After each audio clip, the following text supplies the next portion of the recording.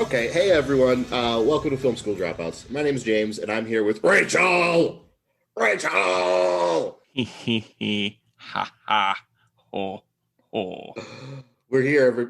What's your actual name? It's not Rachel. Brent. Brent. We're finally here. We're doing it. We're doing the Dark Knight. We're in what is this? Episode 6 of our season on Christopher Nolan. Sounds right. Yeah, halfway through, I think. And we're doing the Dark Knight, which feels like a big undertaking, but whatever. We're going to talk about it.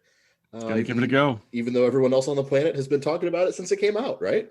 Pretty much. Pretty big movie. Probably the biggest one in the last 20 years, maybe. I mean, no, you got like Endgame and Avatar it was the end game before the end game. Well, Avatar was the end game before the end game. And then I guess you want to make a case for Force Awakens. I like Force Awakens.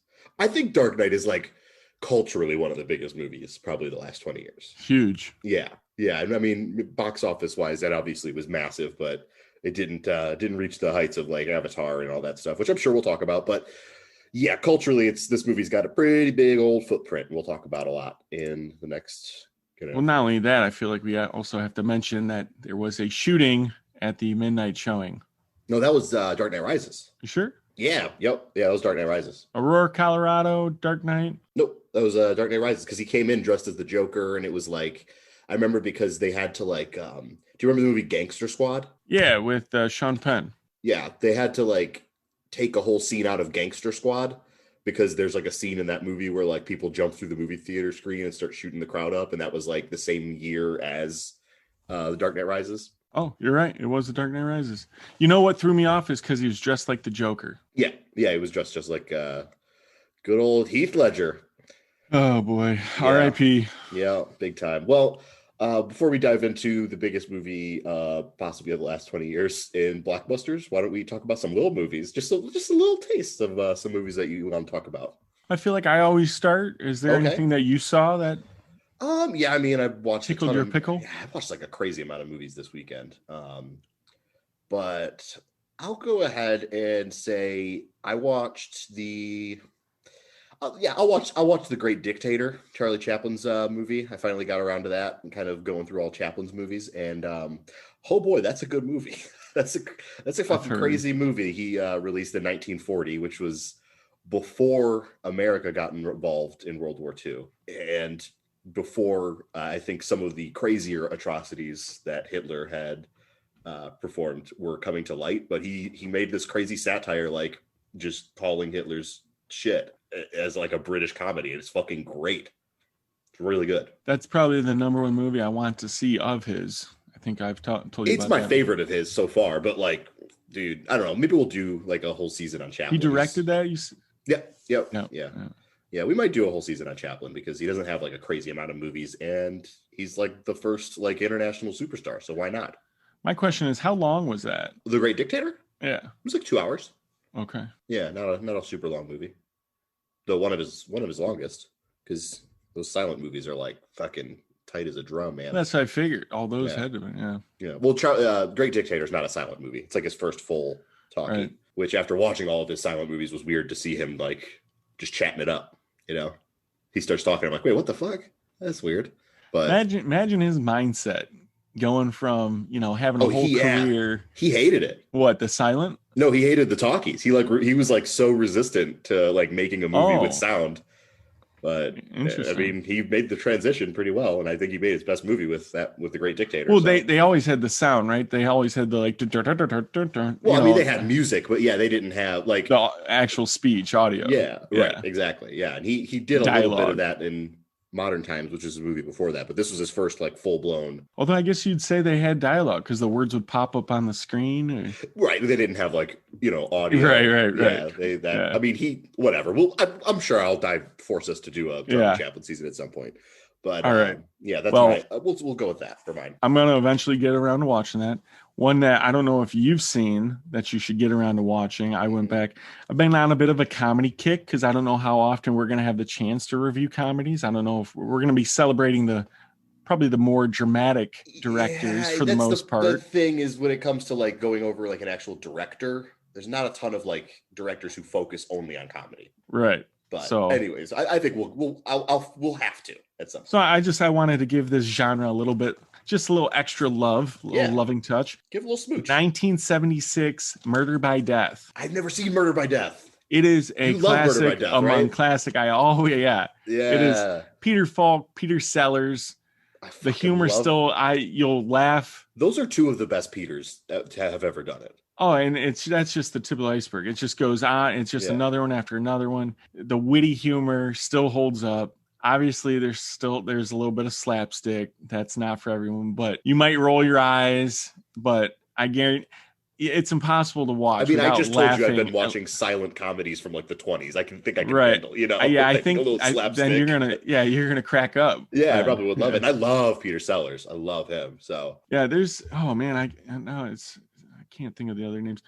I think Maggie Smith is in there. The list is Alec Guinness as the blind butler. Absolutely hilarious. You know, I actually have seen I've seen Murder by Death, the band. I've seen them once. Oh, they're all right. Kind of a folksy rock band. Yeah, I don't know about them. I'm gonna go on a limb and say the movie is better than the band. Yeah, probably. I mean, you might like the band. Check out Murder by Death. It's a free plug for the band that I am mixed on. They're fine. Okay. Saw them once. Well, now we got a mixed plug in there. There we go. Yeah, check out Murder by Death if you haven't. I'll have to finally get around to that because you've been harking about that ever since I've known you. So yeah, I mean it's great. I show it to everyone. Hell yeah, I got to get into it. Well, I mean, without further ado, I guess it's time for you and me to dive back into Gotham and talk about The Dark Knight.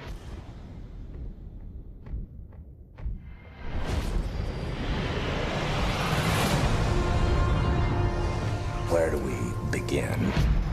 A year ago, these cops and lawyers wouldn't dare cross any of you. I mean, what happened? So what are you proposing? It's simple. Kill the Batman.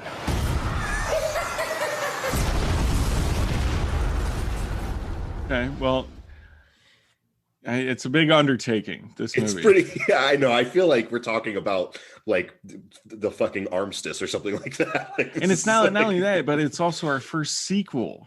So it's not. Oh yeah, I guess it is our first sequel, isn't it? So we also have to, shine that light back onto the characters we've already covered, we've already covered. But the duty of a good sequel is to progress those character storylines as well. Yeah. You can't leave them flat. And I feel like this movie went above and beyond. Well, yeah, let's first of all, what's your history with this movie? Tell me about your love affair with The Dark Knight. Well, my favorite actor, as some of you may know, no one knows on the cast, but is Jack Nicholson. Okay. My favorite comic book villain of all time is the Joker. So for me, Joker. Yeah, I love the Joker, and I just love that version of Jack Nicholson. Burton's. Yeah. Okay. I thought he nailed it. The big gun. That's Nicholson's version of the Joker is like perfect for like what he was doing. Like for like, because you had the Adam West version of that character before that, which is like, just pure like slapstick garbage, you know what I mean? Like, zany. Yeah, he's got the painted over mustache. And I like that Nicholson's version is still playing in that league where he's like silly and like, yeah, like you said, he pulls out the long ass gun, whatever. But because it's Nicholson, there is something like very malevolent and scary about him, even when he's being, totally silly. When he's like, I'm melting, and then he pops up, boo, and with that smile. Come on. I mean, Nicholson's one of the greats, and he's also one of the like most inherently scary human beings. He just has like a force about him that's scary. So that was like a perfect maelstrom. Amazing. Yeah. My cousin, at the time was hyping me up, just going on and on. For the Dark Knight? About the Heath Ledger as the Joker when it was announced and whatnot. And I think he even played back. We're working on a job before this is anything like this second, like the first audio clip, and it's Heath Ledger laughing as the Joker. Yeah. And it didn't do anything for me. I was kind of a hater. You weren't alone. I feel like when they announced it was Heath Ledger, there was a large backlash of people just being like, the fuck? Like the guy from Brokeback? Like, You know, the guy from 10 Things I Hate About You? What are you talking about? He's not the Joker. In the back of my mind, I was like, oh, he is. I actually, in 10 Things I Hate About You, he has that very wide smile. And I was like, oh. So in the back of my mind, you know, and it's Nolan, and I was optimistic, but I definitely in the hater camp. Okay. Yeah. And then, I remember going to see it midnight showing. Okay. Yeah, because you just had to. Right. I feel like everyone had to. Yep. Oh, because at this point he was already gone. So I mean, he died in January. This movie came out in July of 2008. So, I mean, he was already. So there was like a 6-month, lead up with him having already passed away.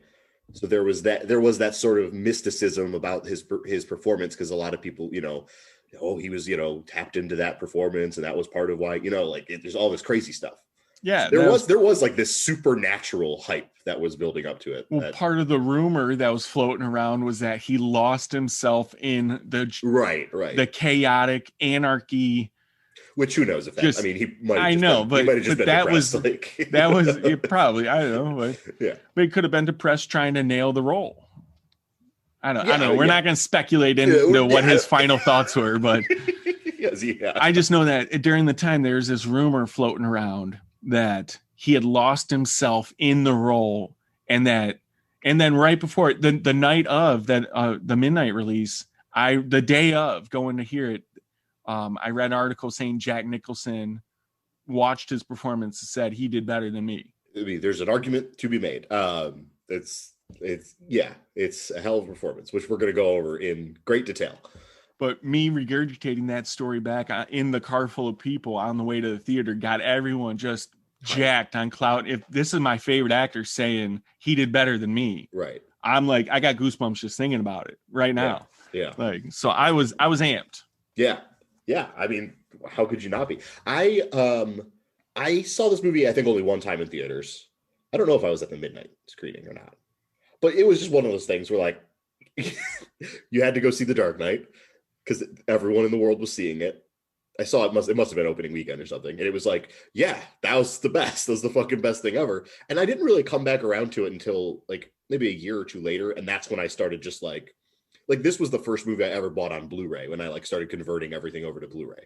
Mm-hmm. I bought like this and like the Godfather trilogy. Okay. So, like, and I mean, pretty.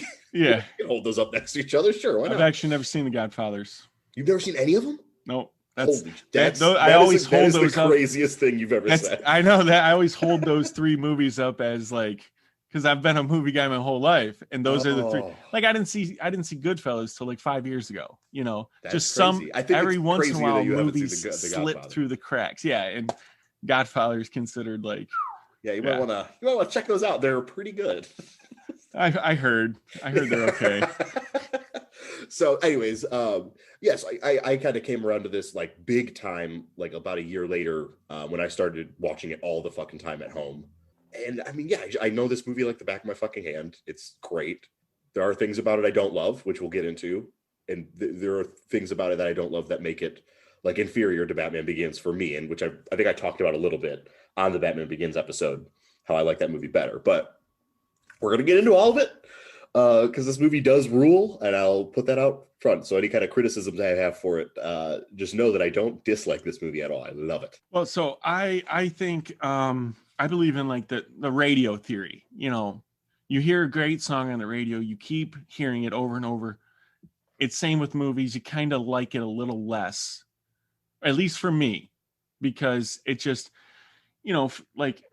A favorite of movie of mine, I can replay the same scenes. I can almost read the script line for line. It's not as shocking. It just takes a little bit away. So I like to enjoy something, and then like, especially if it's a great movie, I don't want to overdo it. Oh, so you kind of like put it away. Yeah. So I try to almost forget about it. That's a really good philosophy. Like, cause it'll definitely make that movie feel more special. My problem is I have a hard time digesting a movie on like the first watch. Like if I've only seen it once, I have a hard time like recalling all of it. So I need to see it at least twice within like a short span for it to like cement in my memory. Well, but hey, I've seen this movie like 6 or 7 times, probably like from front to back, and like, 100 times just sort of having it on in the background. So I know it pretty well. I think I've seen it probably 4 times complete. Okay. Yeah, I mean, it's fucking great. Let's get into it. God, do you want to talk about the plot first, or should we talk about Heath Ledger? Oh boy. I know, because that's really the big, gigantic dinosaur in the fucking room staring at us in the faces. We got to talk about Heath. Let's just talk about the plot, because he'll come up, obviously. Yeah. So this is a sequel to Batman Begins. Mm-hmm. And at the end of Batman Begins, which we didn't really talk about, there is an awesome fucking cliffhanger where Gordon says, this guy's got a taste for theatrics like you. And he hands him a playing card, Joker playing card. And he's like, oh, look into it, or whatever he says. Yeah. And then, I clap with glee for 5 minutes straight and move on with my day. But that leads us right into The Dark Knight, which opens with... Opening scene. Okay, so this is like, I think Nolan's kind of... Yep. What do you say? Hold on. Well, before we go on, so Nolan's a big IMAX guy. The IMAX guy. He's probably the IMAX. It's him and Cameron. Yeah, well, the difference is Christopher Nolan makes movies, whereas Cameron takes 15 years to make an okay sci-fi movie, and he's like, look at that. Okay, you know what? We can't get into Avatar. Avatar is fine. Should not have taken him 15 years. Stop. Okay. No, but Nolan is like this IMAX, guy. And I think he does a little bit of IMAX in Batman Begins. And I don't know if he does much IMAX in The Prestige, but this is like the beginning of Nolan, marrying IMAX, just like devoting his life to IMAX. And the beginning of this movie is this awesome scene, all shot in IMAX, of like a bank robbery, right? First off, my uncle and my aunt, and they went and saw some movie, and they got to see that first. Oh, what was it? They got to see that bank scene before their movie started, and I guess it just lit the theater on fire. People just wanted to watch. Because that's his thing now. Is he'll put like the beginning, or like a large IMAX movie or an IMAX scene. He'll put that in the beginning of like another movie, like the summer before his movie comes out, to get people hyped. Yeah, and I guess it just set the theater on fire. Everyone wanted to watch that bank scene. Could you imagine, like, Dark Knight, pre-Dark Knight world? The Dark Knight has not come out yet. You're in the theater going to see, I don't know, Pirates of the Caribbean or some shit like that. And that is what plays? I'm guessing it ended with him, like, pulling off the mask and then driving away. Just makes you strange. It ended with it was just a scene. The bus blended in. I would be like ripping my chair up from the theater. Like, what was that? Oh my gosh. Yeah, that would be incredible to see that. Because you get to see the mastermind Joker at work. I mean, and no one had seen it yet. Like, no. That's the thing is like, yeah, I mean, so this scene's unfucking real. It is. So one of the things about this movie that I have like a love-hate relationship with this is Nolan like openly has said like, yeah, I love Michael Mann's Heat. So that's what this movie is.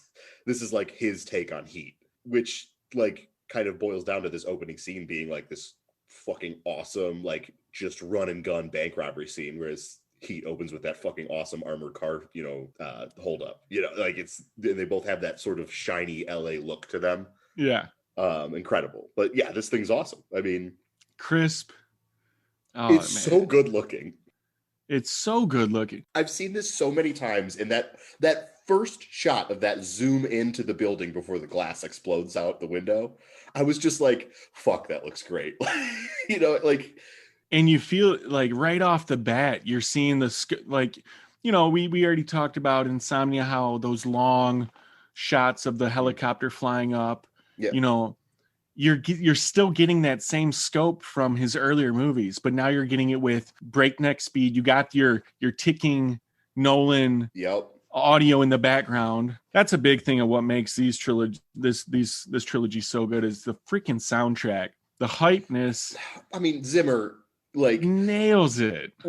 One of the craziest things about Zimmer to me is he started off as like a fucking dramedy guy. Like he would just do he composed scores for like James L. Brooks and like Nancy Meyers movies until, you know what I mean? And then he starts, and now he's like the premier blockbuster. Like if you need an epic score, you go to Zimmer. Oh, it's so good. This one rules because he has that Joker theme, which is that like weird, like discordant violin sound that's like going up and down at the same time. It's so goddamn like it just makes the hairs on the back of your neck just like, ugh. And I every time I hear that Batman, that bass kick in, like I'm like, oh, he's about to go nuts. yeah.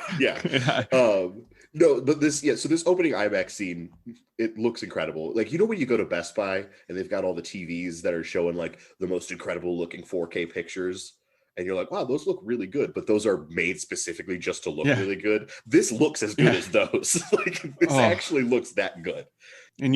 And right off the bat, you got the cleverness of the Joker coming through. So his plot rules. His little scheme here fucking is awesome, because he's got this group of guys in clown masks who are sent to rob this bank.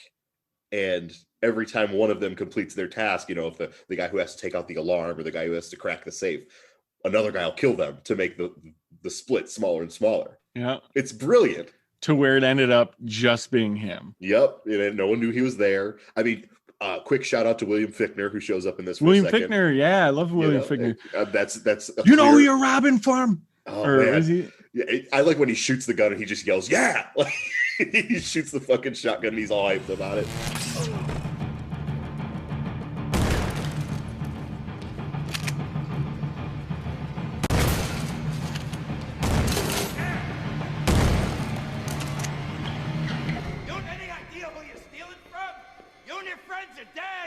Out, right?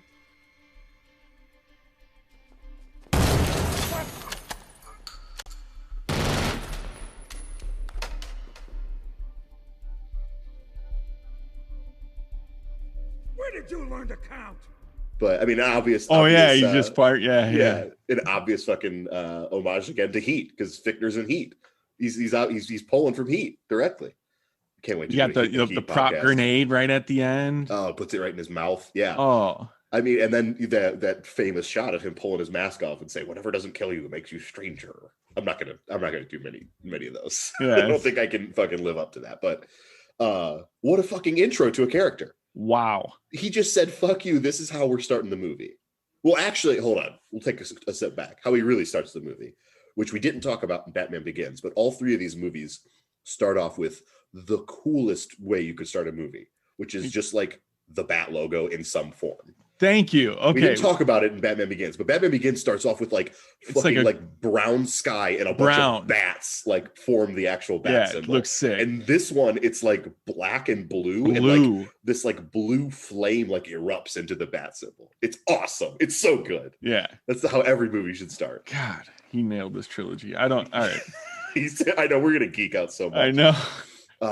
So I mean, like, that's your intro to the Joker. It fucking rules. So coming off the heels of Batman Begins, we've established this world where Batman is pretty much dominant through fear. Yes. The criminals can't even operate at night anymore if they see the signal, because that's how scared they are. They're like, no, not tonight, man. That's true. I mean, we talked about it, but that whole first movie is about fear. So entering this movie, they got it. And not only that, we got this new hotshot DA on the case. We'll get into that, because the way I have this broken down is I want to talk about the three main characters and their intros. So that was the Joker's intro, and right after that we get reintroduced to Batman. We're at like the parking garage scene. Yeah, it's right. The next, I rewatched it twice. The parking garage scene. Yeah. It's a great scene. It's so good. Yeah. This movie just starts off like nothing you've ever seen. It's so good. I love it. But yeah, so we get reintroduced to Batman. He's showed up to this. It's like a drug deal between the Chechen. Is he like a Russian drug mob guy and Scarecrow? Foreign drug dealers. Yeah. And our buddy Cillian Murphy walks out of the Scarecrow. Badass. Seeing him pop out of that van. It's great. But in the aftermath of all the,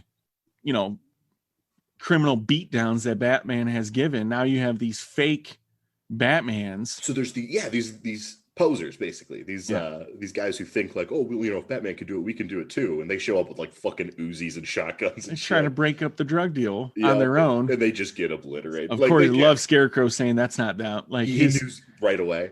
Yeah, love that. Yeah, I know he's not in it long, but I mean, silly. Scarecrow showing up in this movie for one scene.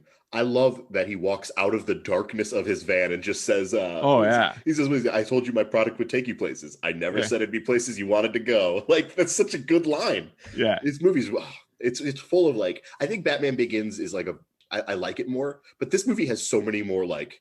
Fuck, he just said that. Like, it's the quotes are great in this. Endlessly quotable. It really is. And then finally Batman shows up with the fucking tank and goes to town on everyone. He takes out all of the fucking Russian guards. The tumbler pops out, it shows loiter mode. It switches to intimidate mode. We love that. Yeah.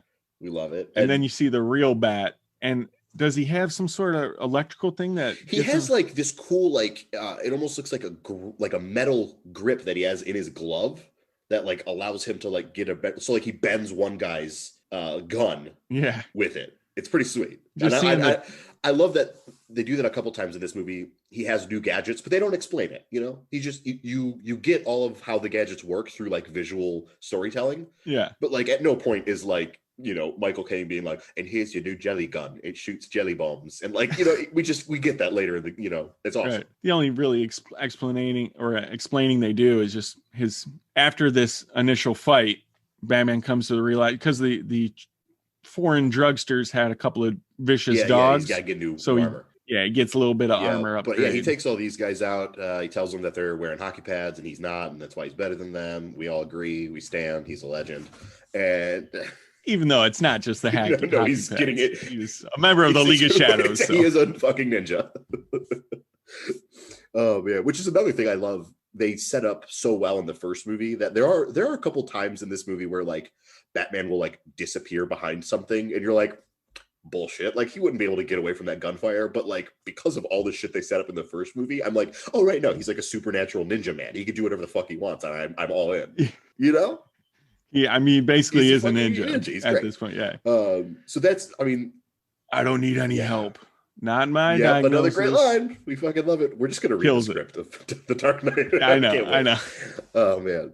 And then after that, we get the third main character, who is Harvey Dent, and we get his intro, which the brand new district attorney taking it to the criminals. Yep. Kind of ruffling some feathers because the organized crime is starting to have to deal with their consequences, because he's actually holding to the fight. Their backs are against the wall. Like at the beginning of this movie, Gotham is on the cusp of being Metropolis with how much crime has gone down since the emerging of Batman. I think they shot both this and Batman Begins in Chicago, but Gotham in Batman Begins looks so like brown and like smoky, and it just looks terrible. And then this movie, like that first shot, the buildings are crisp, the sky is blue, like it looks incredible. It's just like a new day, like almost like a new day was brought on by Dent is introduced through this really cool courtroom scene where he's trying to get one of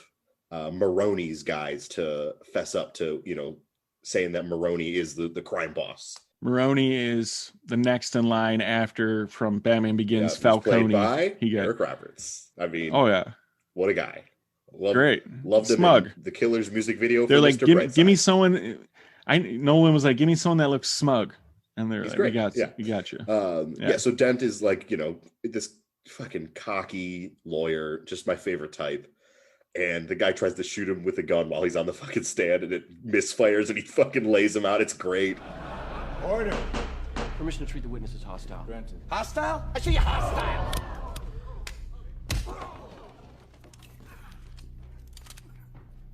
Carbon fiber, 28 caliber, made in China. If you want to kill a public servant, Mr. Maroney, I recommend you buy American.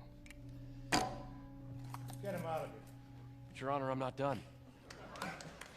And that's our brief intro. Then wants the case to continue. That's He's like, but Your Honor, I'm not done questioning. And then the courtroom bursts into applause. The courtroom bursts into fucking laughter, like they're seeing Kevin Hart at Madison Square Garden. Like everyone's like, oh yeah, oh man. So yeah, I mean, his whole thing is now he's dating Rachel, who's now played by Maggie Gyllenhaal, who's replaced recast. Yeah, recast, probably for the best. Do we have a sound thing that we should recast? Yeah, I can find that. I'm sure. I don't know. Yeah, I'll work on that. I'll write that down as a note. Recast. I'm just gonna isolate that, and I'll just use that every time. Yeah, so I don't know. How'd you feel about the recast? I mean, I think Maggie Gyllenhaal is unquestionably a much better actress than Katie Holmes. Like, no offense to Katie Holmes, but I'll take Maggie Gyllenhaal over her any day. I will say, I don't think Katie Holmes or Maggie Gyllenhaal are very good in either movie. They're both kind of, I don't know if that's just the way the characters I'll agree written. with that. They're both just sort I of do like... think Maggie Gyllenhaal is the better actress. Well, for sure. Yeah. But there's something, it's kind of like an Amy Adams. There's something, I just don't like her. No? That's kind of rude, but... yeah, I apologize, Maggie. Should watch... I loved you in Stranger by Fiction, though. Or Stranger Than Fiction. She's pretty good in that. I liked her in that. Yeah, but she's hooked up with Harvey Dent. Yep. And I mean, that's sort of where all the players are at the beginning of the movie. Gordon is sort of doing the same thing. He's still a lieutenant in the beginning of this movie, working with he's working with Major Crimes Unit to try and track down where the mob money is. Yeah, but I mean, at this point, he's really flexing that light. He has it on. Oh, even when he loves that light. He's just, that light stays on. I mean, he has that great line where they're like, "Do you think he'll come?" And he says, "Hopefully not, because that means he's busy." Like, yeah, which is kind of weird. I don't really know how to feel about that line, because like, he wants Batman to be busy. Like, does that mean he wants there to be crime? I don't know. Oh, yeah, it's not great. I mean, maybe that's just bad writing. I don't know. But yeah, that's sort of where everyone's at, right? I mean, Batman's doing his Bat thing. Gordon's just flexing that light. Gordon's just fucking like, charging so much. Every night he's just holding on to that. Fucking loves it. That bat signal, just squeezing. And then the other underlying thing is Harvey Dent used to work for Internal Affairs, and he has investigated some of the people who work for Gordon's unit, right? So like, there's a lot of like spider webbing going on, where there's just layers between everyone's position. Well, it wouldn't be Nolan if there weren't layers. That's true. There's a lot going on. This is a long movie, so he gets to play around with it for a while. But so the next great scene, the all-time American scene, is fucking Joker's magic trick. And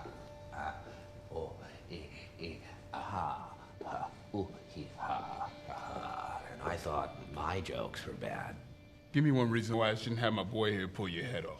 How about a magic trick? I'm gonna make this pencil disappear. It's gone. Oh God! So Joker walks in. Did he have two introductions? Like, this felt like another introduction. Well, the first one wasn't really an intro. The first one was just like, a tease, exactly. Okay. This is like really pulling the curtain back, letting everyone see what Heath Ledger's about to do with this character. Yep. I mean, this scene's incredible. It's like these black gangsters who are led by Michael J. White. There's the Italian mob led by Maroni, and then the Russian guy is led by the Chechen guy or whatever. They're all meeting together because they all have their money pooled in with this Hong Kong banker, and they need to know what to do with it because the Batman's on their tail, Gordon's on their tail. There's this guy stealing money from them. They don't know who it is, and then in walks fucking Heath Ledger, and the guy doing the stealing. Heath Ledger walks into the door and immediately wins an Oscar. Like, that's what this scene is. Yeah. You know, he gives this unbelievable speech about how he needs to kill the Batman and they have to pay him for it. He fucking tells him there's the magic trick. He puts the pencil down and just slams a dude's head into it, which the scene, every time I watch it, it just fucks me up. It's so like graphic without being that's another thing. I know we got to talk about the plot, but how many deaths in this movie that didn't really look like deaths? Yeah, there's a lot of like suggestion that makes it more unsettling than if he had actually shown it like in graphic detail. Like, if you had actually seen the pencil, like, did the pencil? Yeah, it's PG-13. Well, there you go. That's why all these deaths. But like, I don't know. Like, how do you take that scene when he smashes his head into the pencil? Does it go up his nose and into his brain? Does it go through his eye? I don't know. But through his eye. I've always thought it went up his nose. Oh no, I think because he had to pierce his brain. I mean, yeah, you can go straight through the nose. I don't know. Like, I've always thought that. But like, the beautiful thing about that scene is he doesn't really show it. It's so quick and so jarring. And the way he comes back from it when he's like, he does the little like magic hands. And it's gone. It's gone. Yeah. It's awesome, man. Yeah, I think he just immediately wins over the audience in this scene. Like, anyone who was questioning Heath Ledger within like 2 seconds of him talking in this scene, you have to just be like, well, yeah, there it is. Sit up and take notice. Yeah, exactly. This is just one of the no, most like I agree. electric It was performances. I mean, making that pencil disappear. I'm pretty sure people looked around at that point in the theater. Like wait, what are we watching? Yeah. So but there's one point that literally the whole audience was audibly like in awe. What's and that? We'll get to it. We'll get to it later in the movie. Yeah. But I mean, that is great when he walked. His entrance to this scene is him just like doing the epic. The laugh. He ha ha. Like, how smart is that?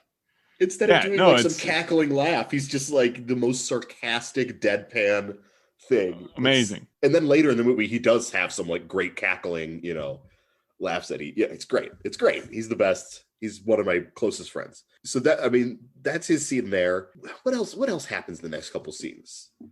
I'm really like trying to highlight like the big set pieces, which kind of like. Well, I mean, he just basically tells all the gangsters, be like, "Hey, the guy on the box." Or like on the on the TV screen. Yeah. Oh, and Lau immediately turns off the TV. He's like, no, I'm not dealing with this shit. No, amazing. I guess Lau would count as like another. He's like the money man. He's like the guy who manages all of these different mobs' money. He's the one guy that what's the next scene coming up? You got the next big. I don't want to jump too far ahead. No, you're good. I mean, the next big scene that I've got listed here is his first how did I get these scars scene. Oh, right, because at the conclusion of that, Joker takes out looked like his number 2 with the pencil trick. So Gamble, Michael Jai White, basically says, "I'm putting the word out. I want him dead.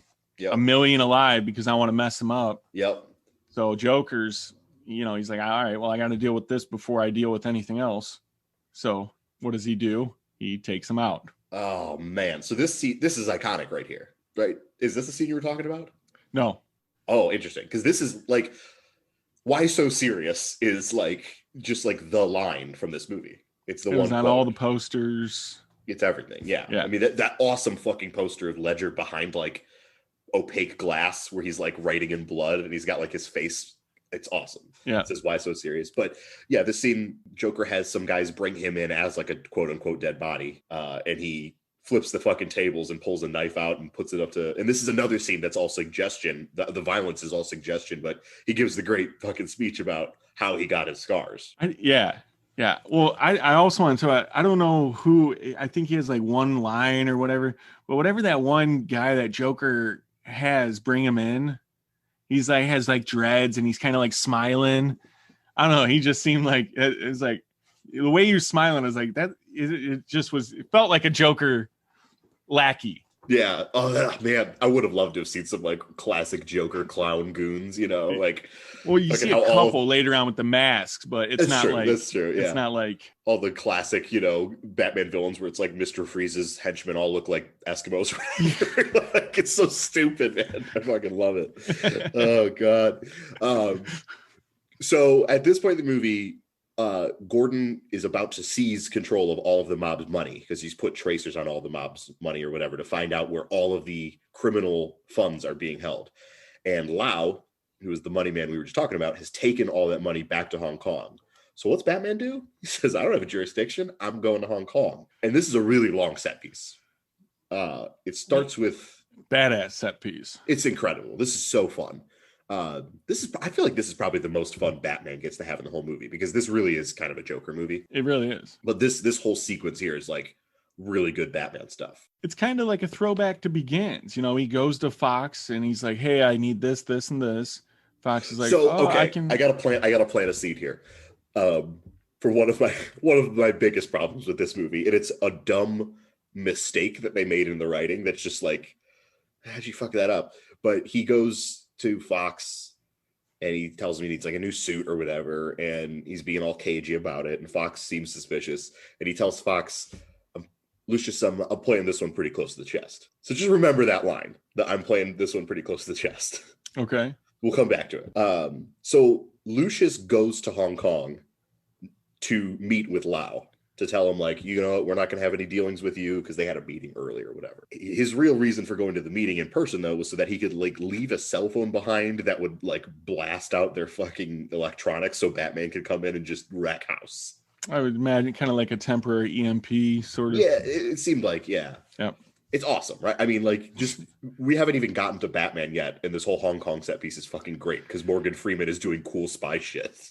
You know what? Let's back up even further for a sec, because we didn't Okay. talk about the Bruce Wayne meets Harvey Dent scene. Oh, was that before this? You're right. That was right before, because eventually leads to awesome. Bruce absconding with the entire Russian ballet. Yeah, this is such a good scene, and it's such a shame that they don't really do any other cool Bruce Wayne scenes in this movie, because There's two instances of cool Bruce when he lands in the you know, oh, I'm sorry I'm late, with the 3 models with the helicopter. Yeah, that was his own building. I'm sure he lands like that every other night. yeah, exactly. Right. But no, you're right. I mean, this first meeting between Bruce and Harvey Dent is super important because let's have him put some tables together. Yeah, I own the place.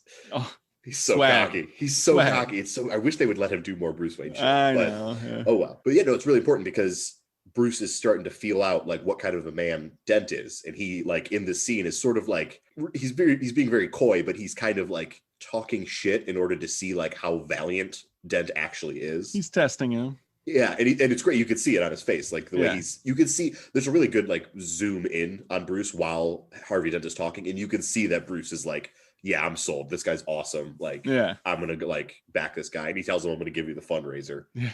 You know, and then I mean, we get another great line there where he says, "You know, you either die here or live long enough to see yourself become a villain," which is unfortunately his whole arc. It's just in a microcosm. It's a great line. I thought you were gonna say, "No, what you don't understand. One fundraiser from my pals." Yep, you'll never need another cent. It's good. Just shows you the level of wealth Bruce Wayne has. It is crazy. Yeah, it is crazy. So, all right. So back to this Hong Kong thing. So Batman's trying to get Lau back to Gotham so they can prosecute him and really get all these criminals behind bars. So he's got all the fucking, I don't even know how to describe how good this scene is. He's got all of the power down, right? And then he fucking leaps off of a building and wait. This is where he's got the goo gun, right? Oh. He's got the fucking jelly bomb gun. Jelly bomb gun. It's a gun that shoots out gack that has bombs attached to it with timers. It's pretty sweet. It's pretty awesome. It's pretty much the coolest thing I've ever seen. And wow, and it's like super long range too. It's like almost like a sniper rifle. He's shooting from like one skyscraper to another. Yeah, I will note that I was a little bummed that there was no, Bruce relied on just a regular old jumbo jet instead of the Batwing there. Well, we get the Batwing in the next movie. Yeah. We haven't gotten at the time. That's true. He just got like a cargo plane. Not as sexy as a Batwing. You're right. I was just like, huh? They explain it away with like one line talking about, he's like, "Oh yeah, I got some South Korean, I don't know, smugglers or some shit like that." It's such a throwaway line the way they explain the plane. Even before that, when I know it's very small, but Michael Caine on the yacht. Yeah. You're going to be okay without me, Alfred? He complains about applying the suntan. If you could tell me what the Russian is for apply your own bloody suntan lotion. Yeah. Awesome. He's a stand-up guy.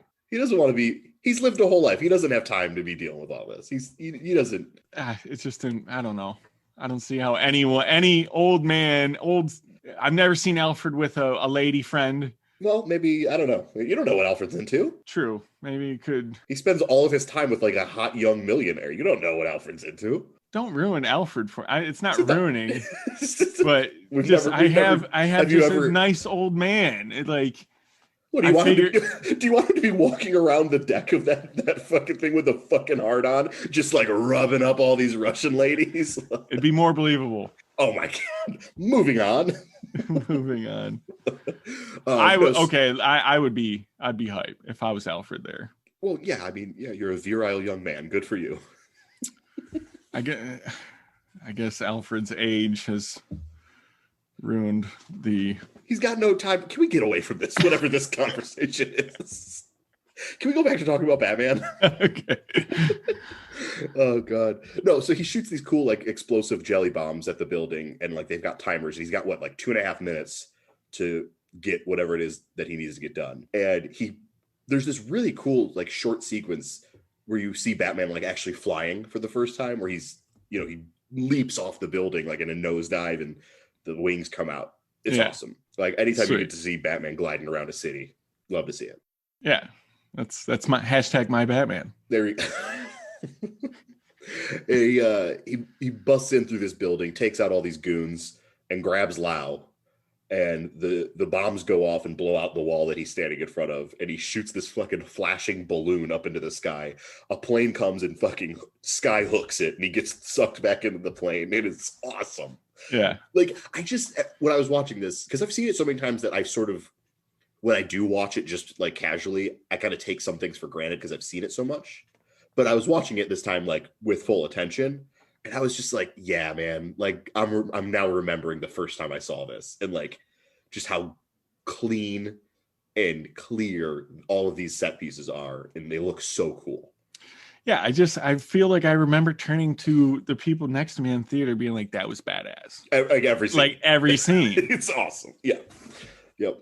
It's great. So he gets Hong Lau back, and there's some other, you know, legal stuff going on, but I think pretty much the next big thing is because that leads to the mass arrests of everyone, all the crime. Yep. All the criminal bosses, they're all getting bars. locked up. Yep. Pretty big math, like a purge, basically. It's crazy. It's the biggest like mass arrest. Yeah. In the history of Goth, you know, it's just broke all sorts of records. At one point, Gordon's the mayor is even saying it's going to break the record for quickest amount of appeals because of how many. Yeah. So, yeah. But the next say this was a big get by Batman, Gordon, and Dent. They work together. They work together. They're a good team. They're killing it. They're on fire right now. Yeah. So I think a lot of this movie is based off of The Long Halloween, which is this like iconic Batman story written by Jeff Loeb, which I've read like it's like the Bible. I've read that book so many times, but that's sort of the kind of crux of that book is the team up of Gordon, Dent, and Batman, which is sort of also the heart of this movie too, which I appreciate. The next big scene is like basically the Joker's next kind of play, which is Batman must take off his mask. Yeah, I mean, at this point, the Joker has everyone he was trying to work with or get paid from is now in jail. So Joker's like, okay, now I'm done. Now it's time for pure chaos. Yeah. So I mean, the lead up to this next scene is crazy and really frightening every time I watch it. But it's that scene you were talking about, the Dent talking to the mayor about all these arrests, and then the mayor goes to the window, and this corpse just smashes into the window. It's a guy dressed as Batman, but he's got Joker makeup on. Yeah. And he's hanging by a noose. It's such a frightening image. Now, is one of the things, these guys that are dressing up as Batman in hockey pads, they're cops? Oh, I never got that. I don't think they're cops. I think cops. That's what I got. I got they were like cops. I just figured that they were like workaday guys who were seeing what Batman was doing and wanted to help the cause. Oh, it might have been. Yeah. The way everyone was complaining about all the cops being killed. No, I don't know. I never connected those things. That was a big thing. Like, even when Dent is, we'll get to it when we get to it. But yeah, we can jump around. It doesn't matter. But yeah, so this next, like, is this the scene where he has the video that he sends into the news? Yeah. Yeah, and that's from the Dead Zone. What's his face? The news anchor. The news anchor is from the Dead Zone? Yeah. I never noticed that. Or, he's either Dead Zone or yeah, look this shit up, because that'd be cool. I love the Dead Zone. Or is it the Breakfast Club? No, that's less exciting. Yeah. He's the freaking, oh, God, he has 3 names. Anthony Michael Hall. Oh, sure. That's the anchor guy? Yeah. Oh, I never knew that. Yeah, is Anthony Michael Hall also Breakfast Club? Yeah. Is he? I don't know. I've only seen the Breakfast Club like once. Oh. I don't really care for that movie. Huh. But that'd be a good season for us to do a John Hughes season, get some comedy in there. Absolutely. Yeah. Maybe that's not. In either case, anyways, there's this really frightening video, like a camcorder video that Joker takes where he's basically setting up the rules of his game he wants to play. Real quick, that is Anthony Michael Hall in Breakfast Club and Dead Zone. In The Dark Knight. Yeah. Wow, what a legend. Yeah. So he sets up the rules of like the game that he wants to play, which is I'm going to kill someone. Was it every hour or every day? I think it's every day. Every day. Every day people will die that you don't take off your mask. Yeah, because which is great. I mean, that I like this sort of gambit he sets up because it's like, what's the reason behind this? He just wants to like sow more chaos, which is great. I don't need anything more from the Joker. Yeah, I mean, well, and that immediately throws Batman for a loop because this is the first person Batman's come across that he really can't scare. It doesn't matter. It doesn't matter what he does. Joker will not be scared of him. And as a matter of fact, he'll do the opposite. If he tries to scare him, he probably will laugh. Yeah, probably hype him up or whatever. Yeah. So good. Yeah, so that's sort of the game for the rest of the movie is this dance between them where he's got to either take his mask off or he's going to be killing more people, and then they just start escalating from there. Yep. Another problem I have with the movie, I think maybe it escalates one too many times where I'm like, okay, but we'll get to that pretty soon.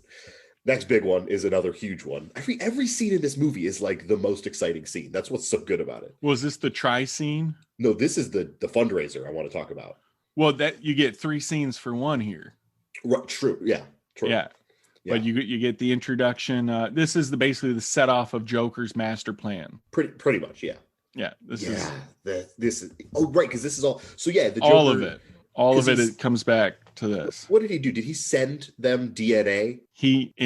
On the card was 3 fingerprints with 3 sets of DNA. It was Harvey Dent, Judge Cirillo, and Commissioner Loeb. Yep. And they're like, well, fuck, he's gonna go after all 3 of them. So Gordon immediately is like, okay, we gotta get these people safe immediately. Right. So Joker's coming. So he sends guys to take care of the judge. When he and his guys go to take care of the commissioner. Yeah, he immediately goes to the commissioner's office, locks it down. Commissioner has this pretty badass scene where he's like, I learned how to deal with this a long time ago. Drink terrible poison. Acid that will melt you instantly. And, we didn't talk about in the Why So Serious scene, but in that scene, he kills Gamble. He says, why so serious? And then there's that striking piano, like violin, like that one note when he actually performs the cut. Why so serious? He sticks the blade in my mouth. Let's put a smile on that face. And why so serious?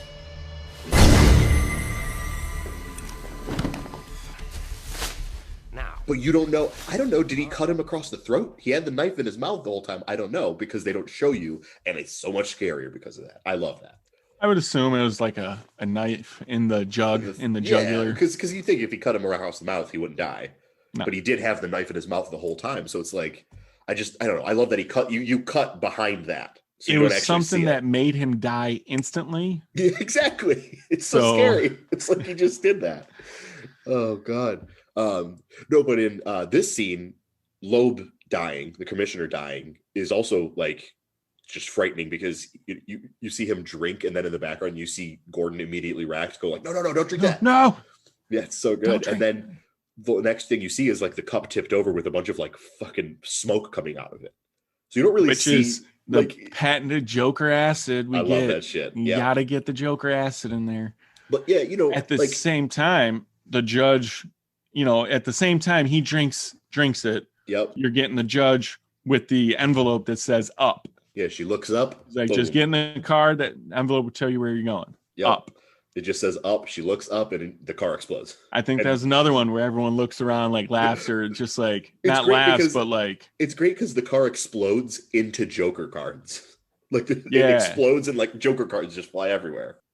Real quick, were those weren't Gordon's men, obviously? Who I don't know. They never go back to that because he sends men to her. Yeah. But I don't know. Like that she gets That's the one least thing. She gets the least amount of like No one cares. Like, she gets one scene. Like, who cares? But like, Loeb gets this dramatic death with this. Yeah, the smoke coming out of the glass is so good because you don't see like Loeb like choking with smoke coming out of his mouth and his flesh is peeling. Like, you don't see any of that. Yeah, he just kind of coughs a couple times and dies, and you see that. It's like, oh God, what did that do to his insides? You know, gone, crazy. And at the same time, you see Dent asking Rachel pretty much to marry him, and she's like, I don't have an answer for you. You need to back off a little bit. That's what I was reading. I've got 2 boyfriends. And one of them super rich, so I'm gonna just play my cards and see where, just see what maybe happens. Maybe he'll get therapy eventually and won't have to do the whole Batman thing. And... regardless, I'm gonna keep you on the back burner. We're cool. We're cool. But the answer is I don't have an answer. Yeah. God. Well, that conversation was going bad, and then right as that was happening, Bruce, something worse happens. Her ex shows up and puts him in a chokehold. What a night! It's like, I can't get her to marry me, and her ex has put me out. God! But it was a means to save him because just at that time his fundraiser, the Joker shows up at Bruce Wayne's. Pretty much, this is like penthouse. Yeah, this is big time. Yep. Joker's in his crib. Yep, and in this scene also rules a lot. Oh my God, he walks up and he's, who Harvey Dent is? You know where Harvey Dent is? I like when he grabs. So I like good. My favorite little detail is when he slaps the guy in the face twice, and then he grabs the top of the guy's head and like turns it towards him, and he just goes no, and like keeps going, like he's like, you don't know, and I'm just gonna discard you. But like that little, he like turns his head like a little doll. It's hilarious. He's really funny. Oh, it's really good. He drinks this much wine when he slings it out. It's like he clearly doesn't want. I tell you what, he did eat some of that shrimp though. Took a nice big chunk of that shrimp. Oh yeah. So if we know anything about him, that is a seafood lover right there. So the Joker loves seafood. My mind is blown. Hey, listen, I'm here with the hot takes, baby. No, but he's coming here to get Dent because they took out the commissioner, they took out the judge. He's got to take out the DA. Do you know where he is? Bruce takes him into like his panic room, right? Well, there's a little funny scene where he walks by a couple getting it on. Oh, right. No, he just goes into the panic room. Where does he take Dent? I'm assuming he probably has hatches all over the place. I don't remember. Whatever. That's not the exciting part. The exciting part is this is the second scene in which Joker recounts his origin. Oh, great. You've got a panic room. He just looks at him. Doesn't even say anything. Right. Oh, great. Yeah. No, but this is the second scene which Joker tells his origin story, and it's completely different from the first scene, which, hey, guess what? They got it right this time. Like, the fact that they've done 2 other Jokers since this movie, and each of them, they're like, you know what people love about the Joker? His backstory. It's like, no one wants that. No. If anything, clearly from this movie that we don't want his backstory at all. Yeah, the ambiguity. Just not the mystery. Makes him so much scarier that you never know what his name is. You never know where he came from. Like, this movie's great because he literally comes out of nowhere. Yeah. There's no like, oh yeah, this guy showed up with his gang. Like he almost was spawned from Batman. Exactly. This pure. He feels like an elemental like force that has the just, antithesis. Like, yeah, I mean, well, it's classic good versus evil. It's just that. I mean, it's just revved up to. Well, the thing is, like, you get certain. I'll even stay inside like the Batman pantheon. Like, I think the origin story for Mr. Freeze, like in the comics, is like heartbreaking and incredible, and I love it. Yeah. I love that I know everything about that character and like his struggle and whatever.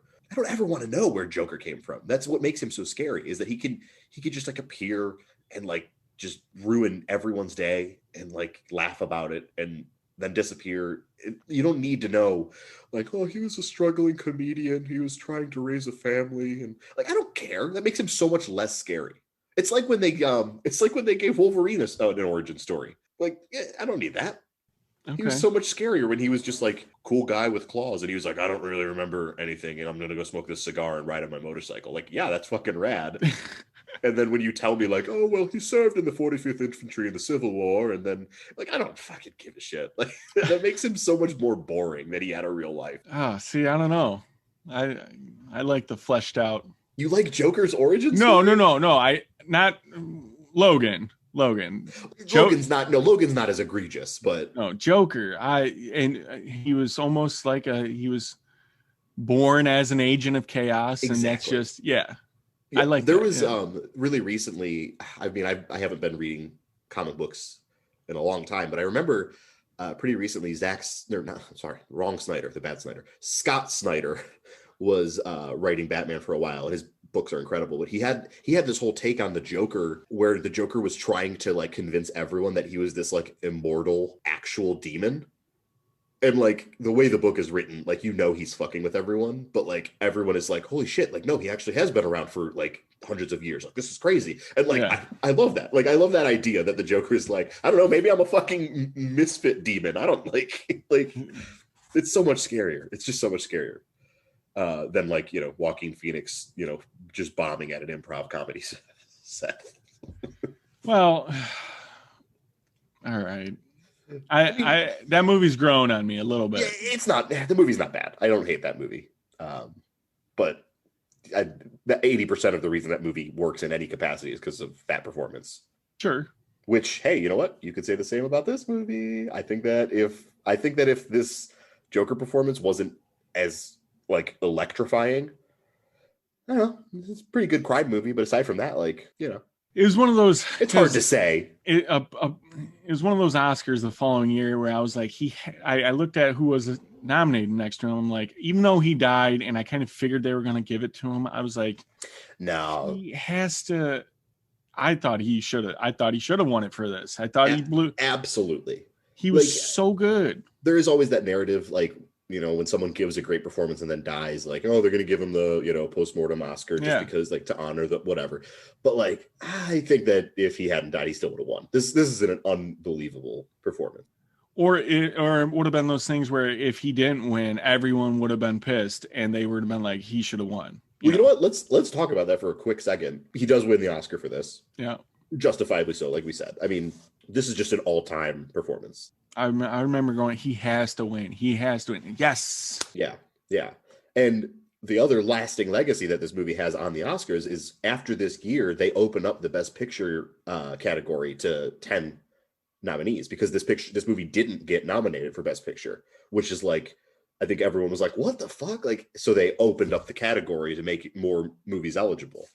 So that's a pretty, I don't know if specifically it was this movie, but it feels like one of those things where it's like, we all know, like, you didn't nominate The Dark Knight, so maybe you should nominate more movies so that The Dark Knight can get a nomination. Okay. Yeah, I mean, how did it not get nominated? You know, what was there, like 4 or 5? Yeah, you know, because they were doing 5 for the longest time, you know, so like, I think the year after this, they had 10 nominations. Yeah, that was the year Toy Story 3 got nominated for Best Picture. Exactly, which like would never have happened if.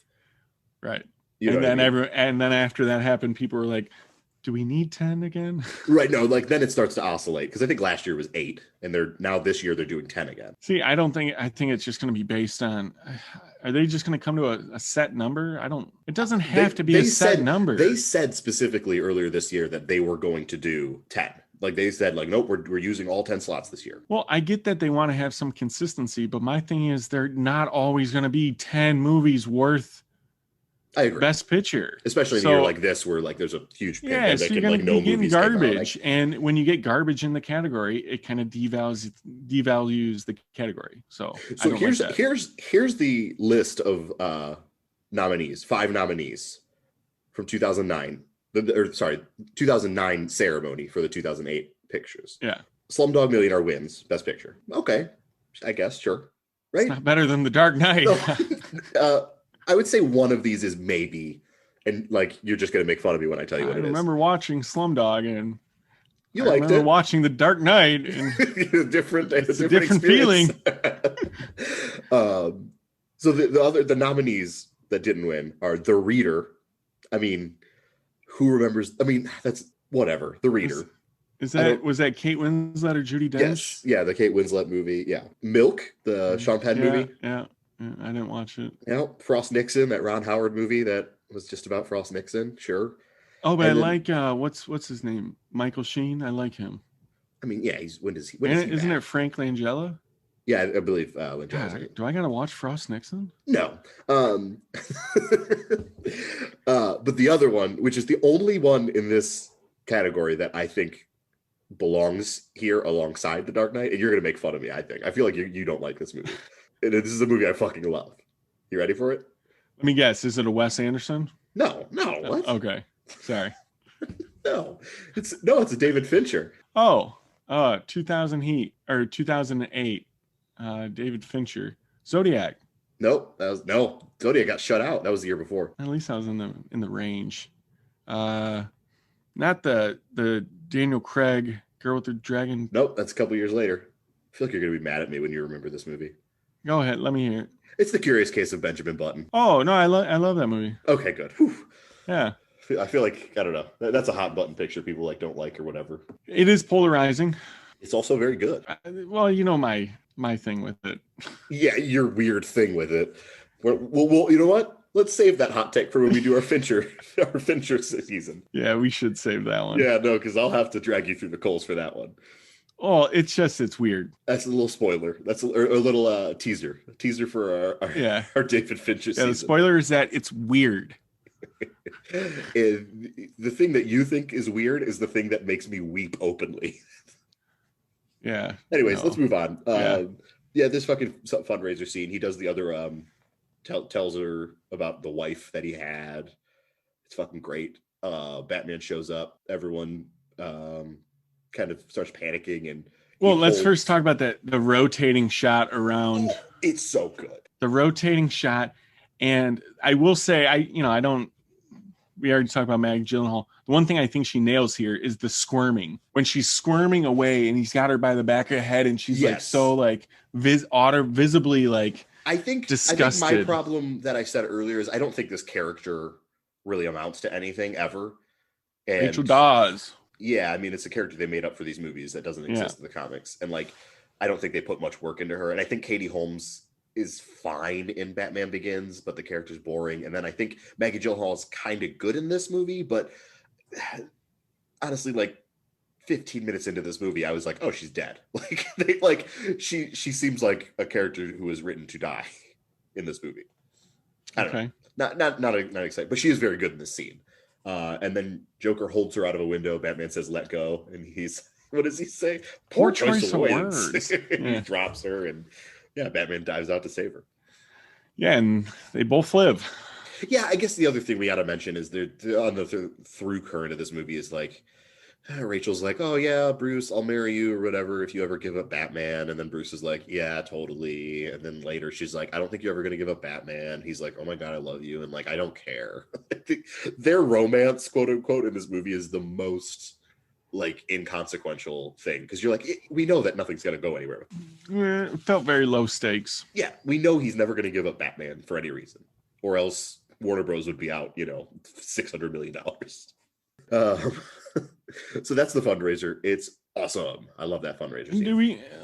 How do they survive that fall? Does he like break it at the last second? Yeah, like he's tilting because they're doing a nosedive. So he can't, and he's holding her, so he can't really get the wings to expand because he's not going at like a good angle. Yeah. But like right near the end, they kind of expand enough to do like a quick parachute, like poof. Yeah. And then they still crash pretty hard into the car, but like it breaks the fall a little bit. Okay. Epic. Yeah. Epic little last second. It's great. Yeah, I like it a lot. Next scene I have written down that I want to talk to you about is the Mr. Reese scene where he confronts Lucius Fox about how he says, "Oh yeah, I think that you guys are, you and Wayne are up to something."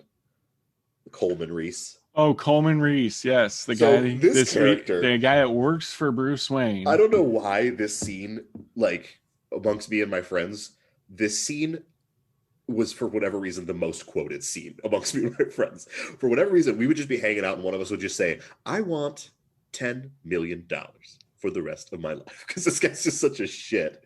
Yeah, like he's like what is he, like a bookkeeper or something? And he basically is seeing all these incongruous numbers, and he's like, "Wait a minute, all these gadgets." He's good at his job. Wait a second, all these gadgets that we make, Batman uses. What's up with that? Hey, let's see. There's probably Wayne Enterprises hires 20,000 or employs 50,000 people, and one guy figured it out. Right, a guy that's good at his job. Yeah. So he tries to blackmail Batman basically, and Morgan Freeman threatens him in a very effective way. Your plan is to blackmail this person, and then he has that. And then the other thing that me and my friends always quoted: "Good luck." With that smile. It's so good. Come on, Morgan Freeman. Yeah. So much just charisma coming out. Well, we can't talk about The Dark Knight without talking about Michael Caine's endless one-liners. He is working. He's working the comedy set in this one. It is so not even just comedy. When he says, "Well, today I don't want to." That's great. And oh my God. And then he says, "But I did bloody tell you so." It's awesome. So good. It's so good. And then that scene ends with because at this point Bruce has decided, too many people are dying. I am going to give it up. They're shutting everything down, burning the files. Mm-hmm.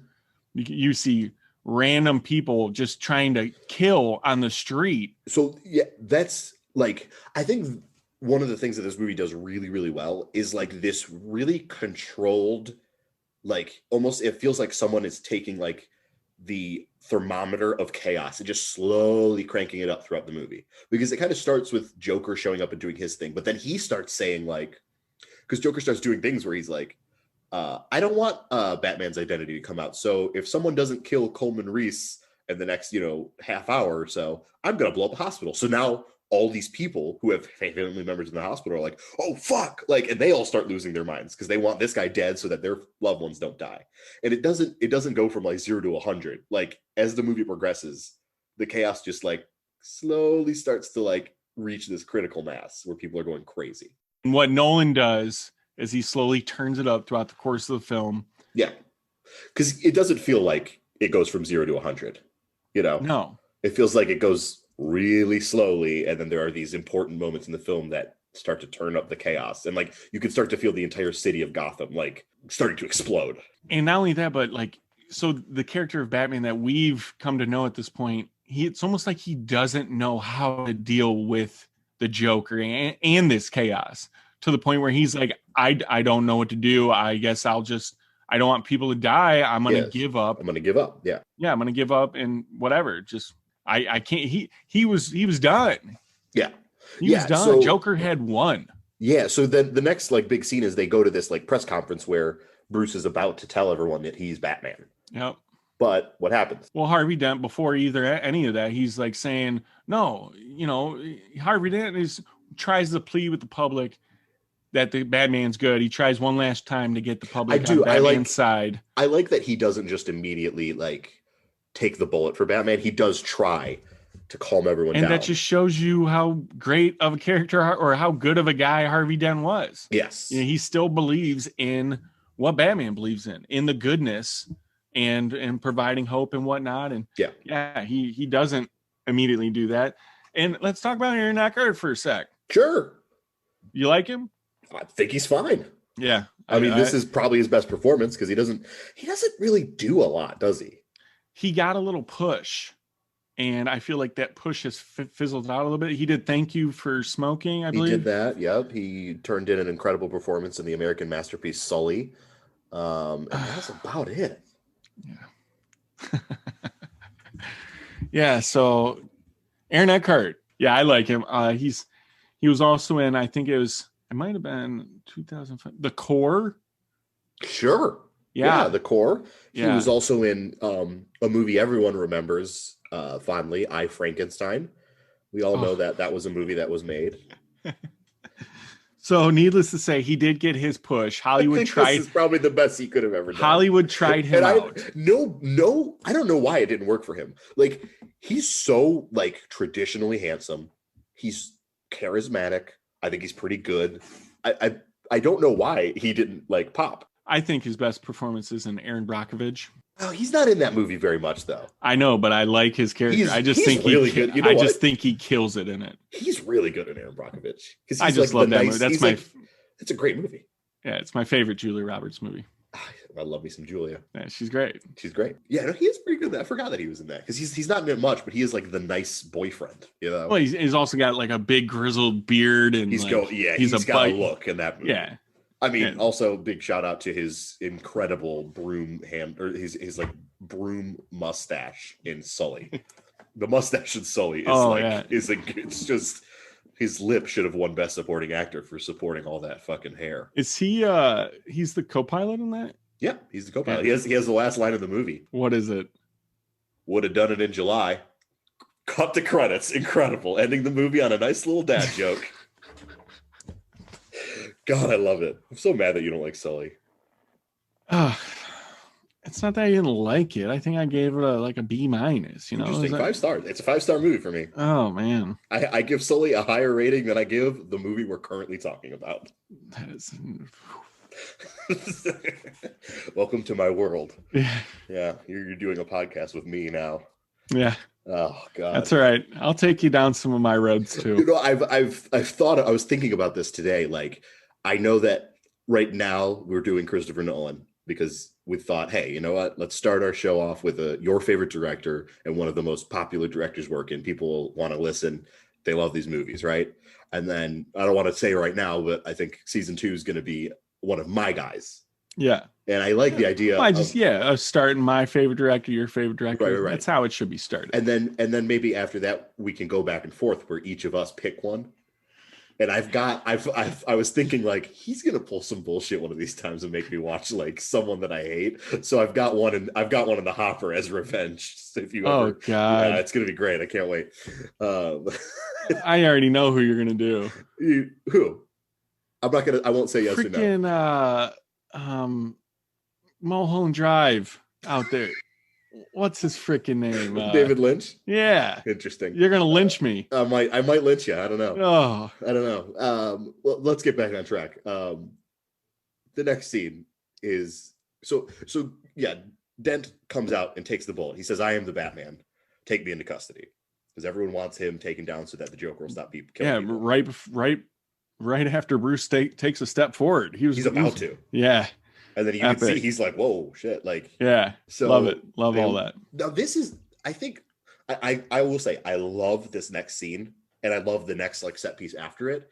This is when the movie starts doing things that after seeing it like 7 times, I'm just kind of like, all right, like Nolan's big thing. He's trying to be grounded and like realistic about these movies and make them more, just a little bit more tangible than your traditional superhero movie.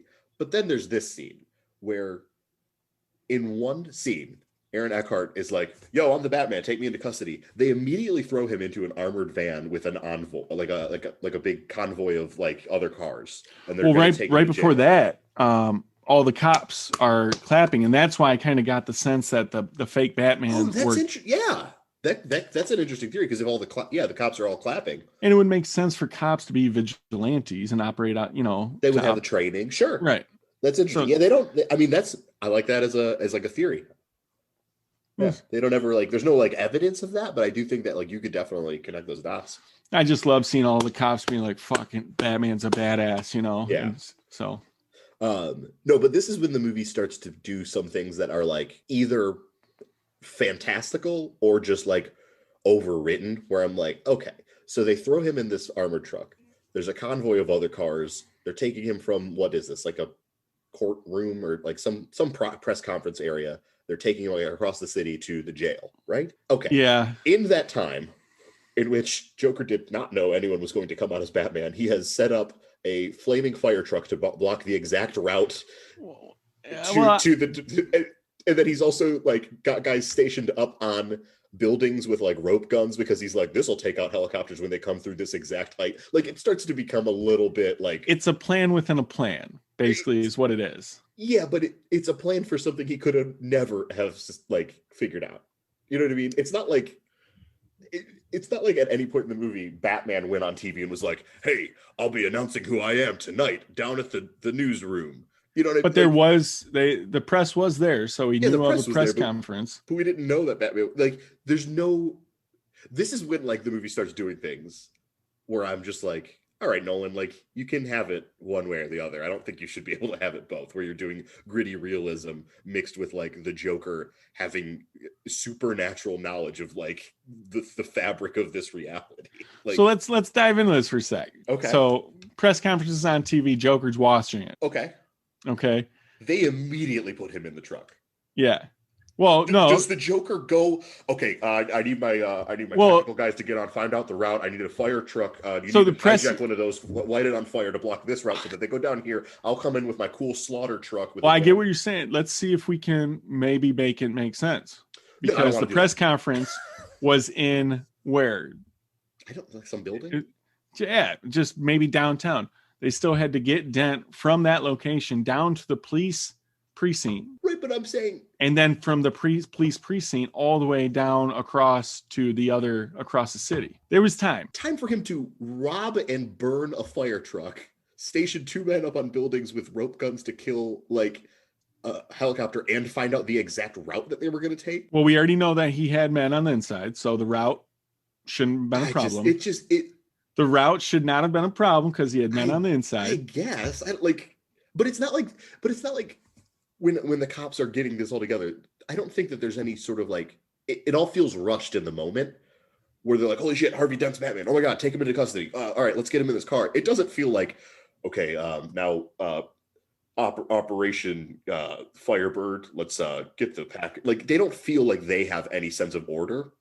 So like, why would the Joker be able to predict what's happening next? Sure.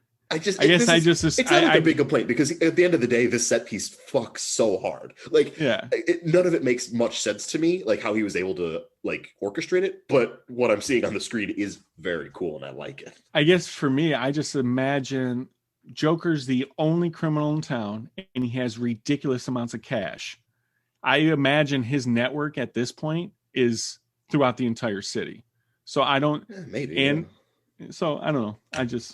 I get what you're saying, because it's a lot of spectacle without a lot of explanation. If the next scene was like Joker working at the police department, like, and people being like, hey boss, I would understand, because like, how would he know how high up a helicopter flies in a downtown area to shoot 2 ropes to take it down? Like, it just becomes shit where it's like, he had those guys planted there when? Like, when did they get to those buildings? Oh, see, I look at it as those 2 guys would have adjusted based on the helicopter's height and shot up if it was up higher, shot down if it was lower. It's a lot. It's a lot. It's a lot. It's me nitpicking for sure that I don't need to do, but like, this is, and it's me justifying Nolan like I don't need to do. Oh, sure, but like, this is why I have problems with this movie, whereas in Batman Begins, all the fantastical shit is happening, and I'm like, well, yeah, I mean, there's mystical ninjas. Gordon says, I need to get me one of those. Like, it's a little bit more silly, so I'm like taking everything at that level, whereas this movie starts off and is like, I mean, Nolan literally is like, I'm remaking Heat, one of the best like procedural like kind of crime, action movies of the last 20 years. See, I took that because when I see them driving, I see that flaming fire truck in the middle of the road, I'm like, this is nuts. Like, this is almost post-apocalyptic. Like, Joker's turning this city into chaotic, just anarchy, like fire truck. I agree. I loved it. But after like watching this movie so many times, one of my first thought is, all right, where did he get that truck? Like, when did he get a fire truck? Same time he got the school bus in the beginning. Exactly. Oh, that's true. This goes all the way back to the beginning. It's like he actually at one point he has the second school bus because he the difference escapes from the hospital on one. Well, I think he just jumps on a school bus. I don't think that he just picks a random one. I think he just jumped on it. Yeah, but like, I think the difference between those two is like, the first scene that you're talking about with the school bus, that's a heist that he has planned. And like, I can accept in my mind, okay, it takes time to plan a heist. Like, he's going to know when the bus routes are. This one, it's not anything planned. Like, within a moment, he is able to orchestrate this incredible thing. We don't know how much time passed while he was within a day. Sure.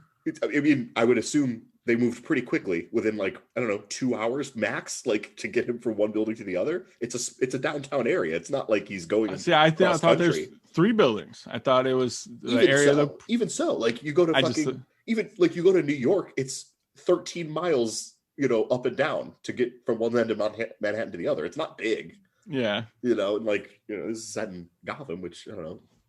Chicago's not that big either, so I don't know. Whatever. I'm just nitpicking. Let's talk about how actually good the thing is. So yeah, I mean, Harvey Dent is in an armored car. Oh, we didn't talk about the parade. Oh wow, yeah, which is very important to this next scene. Well, funeral procession. Yeah, it's like a funeral parade for Commissioner Loeb. Yeah. Oh, it sucks. It's just for Loeb. Why Judge Cirillo didn't get no love there? I don't know. I just always thought because I thought it was like a police parade. Yeah, probably. Judge Cirillo probably had like a nice service with her family. Yep. Yeah, but yeah. So yeah, this is like downtown. There's this big parade earlier in the movie where they were mourning the loss of Commissioner Loeb, and Joker had printed the mayor's name in the obituary, so everyone thought that he was going to kill the mayor. And there's this like lineup of all these like patrolmen who have like ceremonial rifles, right? Yep. I'm remembering this right. And one of them is Joker with no makeup. You really briefly get to see him with no makeup, and the scars are all above it, and he shoots at the mayor, but Gordon jumps in front of him, takes the bullet. Yeah. And dies. Dead Gordon. Yeah. So now we're back. We'll get back to this scene now where he's... Well, also during that same scene, one of his lackeys. Yeah, he's like a crazy guy. And this is we'll call him Discount Michael Imperioli. I mean, yeah, but this guy, I think, I can't remember the guy's name. I don't really want to look it up, but no, the guy who plays this guy has this, I think he has this story about like he was overcoming like heroin addiction, and like Nolan like helped him out of that, and now he's got like, he's doing okay. He's one of the three guys from Ant-Man. He's the Russian guy from Ant-Man. Oh, okay. Yeah. Sweet. So like, yeah, he got back on his feet because of this movie or something like that. Oh, okay. He's really good in it. I think he's great in this movie. He's like a schizophrenic guy who, yeah, I don't know, just whatever. looks like a tweaker, like a Joker tweaker. Really does. Yeah.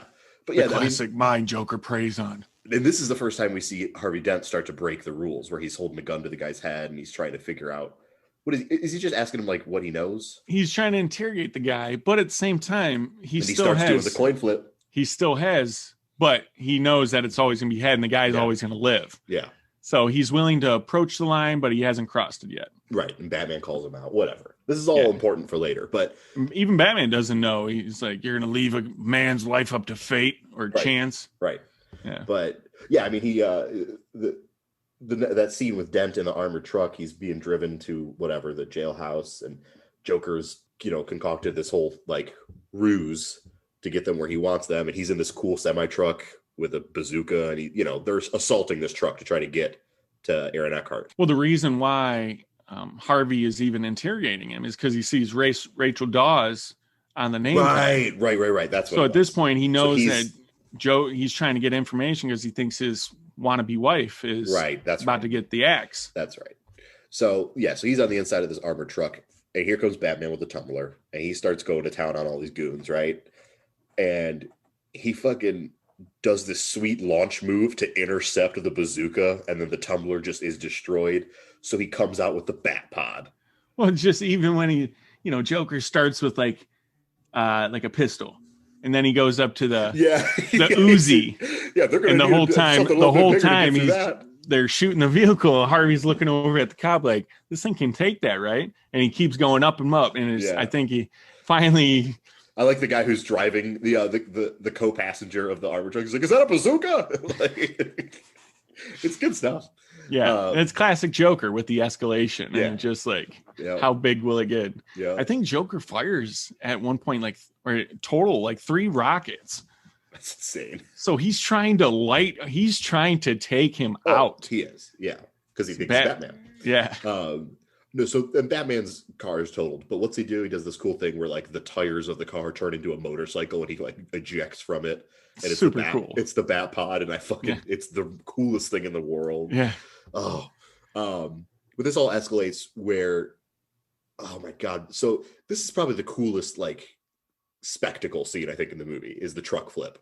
Well, this is the moment that the audience literally around me just started like.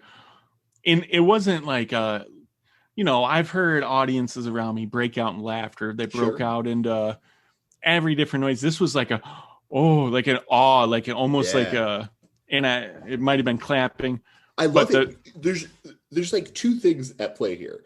So Batman is going like head to head with a semi truck, right? They're going like they're playing chicken. And then at the last second, he pulls this sweet move where he like zigs under the semi truck with a harpoon. He AT-ATs it around a couple lampposts. Yeah. And the scene of comes the truck off the wall. Yes. When he does that, hits the wall straight up and turns around. That's the moment. Oh wow. That's the moment that sent the audience around. Really? The pod turning around? Yeah. Oh, because that is the coolest thing. I mean, it is really cool. The first time you see him going 90 and then stopping at a wall and doing that and to turn around. Oh no, that's too cool. That is sweet. But I feel like the big money shot here is he's got these like cables up under the truck, and the semi truck does a full flip forward. And like that's right before the spinny flip around. So it was probably like a fucking culmination where they just saw that and then it shut. Yeah, sure. But the thing that got me was the flippy thing, though. The truck is crazy. Oh no, 90 into a wall. But I think like I don't know. This truck shot is like pretty famous. Like I feel like it's beautiful. It's epic. And I love that story that you just told about everyone like being in awe because like at the end of the day, it's not that cool looking. You know, it's a semi truck flipping upside down, but because it's practical and because it's like he just shoots it in IMAX and he's like, look at this thing, the way he shoots it. It is like, it's like, oh, whoa. Like he ends up doing way crazier shit. Well, this shit is than, like, another Inception. Yeah, well, this is just another thing you come to expect from, like I said last, almost every episode, he does things that have never been shown before. And I mean, I think Inception is like his masterpiece in terms of like set pieces, but I mean, he just flips a truck upside down in this movie, and the way he shoots it, it's like the most exciting thing in the whole movie. 18-wheeler, like it's a massive truck. And as a truck driver, that is a scary scene to watch now. Yeah, because I'll be out there in the winter, and I'm like, ugh. So then you got Joker crawling out, like he crawls out. So he fires it a couple times, and he sees Batman. And he's like, come on. I gotta talk some shit about Batman really quick in this scene. So he just pulled off the coolest stunt anyone's pulled off, which is he flipped a fucking semi-truck upside down with a motorcycle, some ropes, and then he did a cool spin move against a wall. Yeah.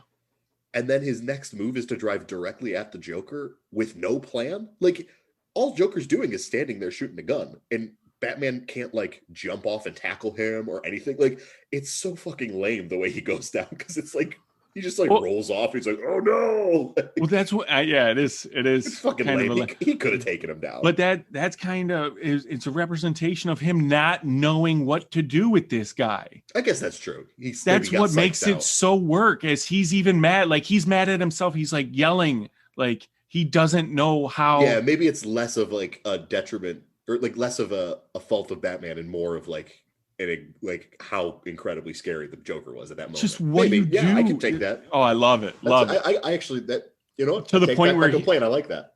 To the point where he just like he collect like the fuck out. Yeah, like that's how mysterious. Just like he has no answer for this guy, and Joker's like, "Come on, hit me! I watch it." Oh, and he's just can. There were a couple times when I felt Heath got a little too guttural. He does. I almost a couple like of it, roars, growls. I like that he has like 3 different voices. Like it makes him more like supernatural. I don't know. But at this, so this is a scene where Joker starts like trying to take off Batman's mask, and right at the last second, well, his boy tries to take it off first. Yeah, he gets electrocuted. Yeah, it's good. And he gets excited. He starts like kicking him and shit. It's great. Yeah, he starts kicking the guy who got zapped. Kicks his own fucking henchman. It's awesome. The little things like that make this Joker amazing. Yeah, he feels very like he feels very real and like lived in, Yeah. It doesn't feel like he's reading from a script. It feels like he's just reacting to what's happening around him. He's Joker. Yeah. No, but then he is about to like cut off Batman's mask with a knife, and he gets shotgun to the back of the head. Who is it? Oh, it's our buddy Gordon. He's still alive. Yeah. And this is okay. This is the complaint I had from way earlier in the episode. He like opens up the door and Harvey Dent's there. And he says, "Well, you do like to play things close to the chest." A line neither of them said to each other at any point in the movie. This is a line that Batman says to Lucius Fox. It's like a callback to a line that no characters have said to each other. Huh. Yeah, it's just bad. Oh, wow, yeah. I mean, again, whatever. Like, it doesn't mean anything. It's just like, it felt like the writing was like, oh, this will be a cool little callback. And they forgot that neither of those characters said that to each other. Oh, man, that kind of sucks. Yeah, I know, right? It's kind of shitty. Are you okay to ruin the movie for you? No, I'm fine. I just want to double check and make sure, because if that's true, it's not good. It doesn't matter, but it is just kind of like exactly like for a movie that's this prestigious and like beloved. It's like, oh man, that's weird. But anyways, next scene's the fucking interrogation scene, which rules. Yeah. So next scene.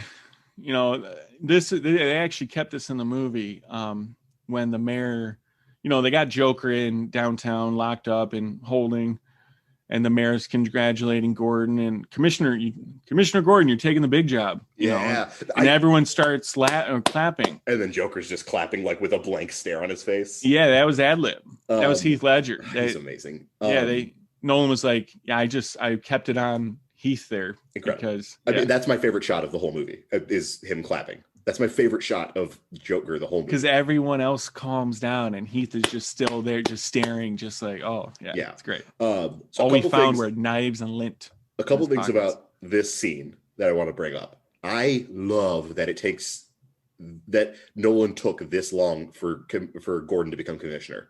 I love that it doesn't happen at the end of the first movie, and it takes almost, over half of this movie for it to happen, but he finally becomes Commissioner Gordon. Yeah. I just love that. I think it's great. It feels like it's like really well earned when he finally gets that title. Because it's payoff. It's a payoff when you weren't expecting it. I love it. Other little thing about this scene, like I just said, this is the best. I think this is the best look the Joker has the whole movie. I really, really don't like his purple trench coat. I don't like his, like, he looks really like lumbery and like stocky when he wears the trench coat. But when he's in this scene where he's just got the green vest, he looks really spindly, and like I think he looks so much more unnerving when he like kind of has that wiry look to him. Yeah, really minor, but like he looks so fucking good with that. I like it all. I love the clothes. But then again, I like everything about this movie. all Joker. Yeah, sure. And whatever Jared Leto did was and that whatever that was. That was pretty rough. Yeah, for hashtag my Joker doesn't have a grill. So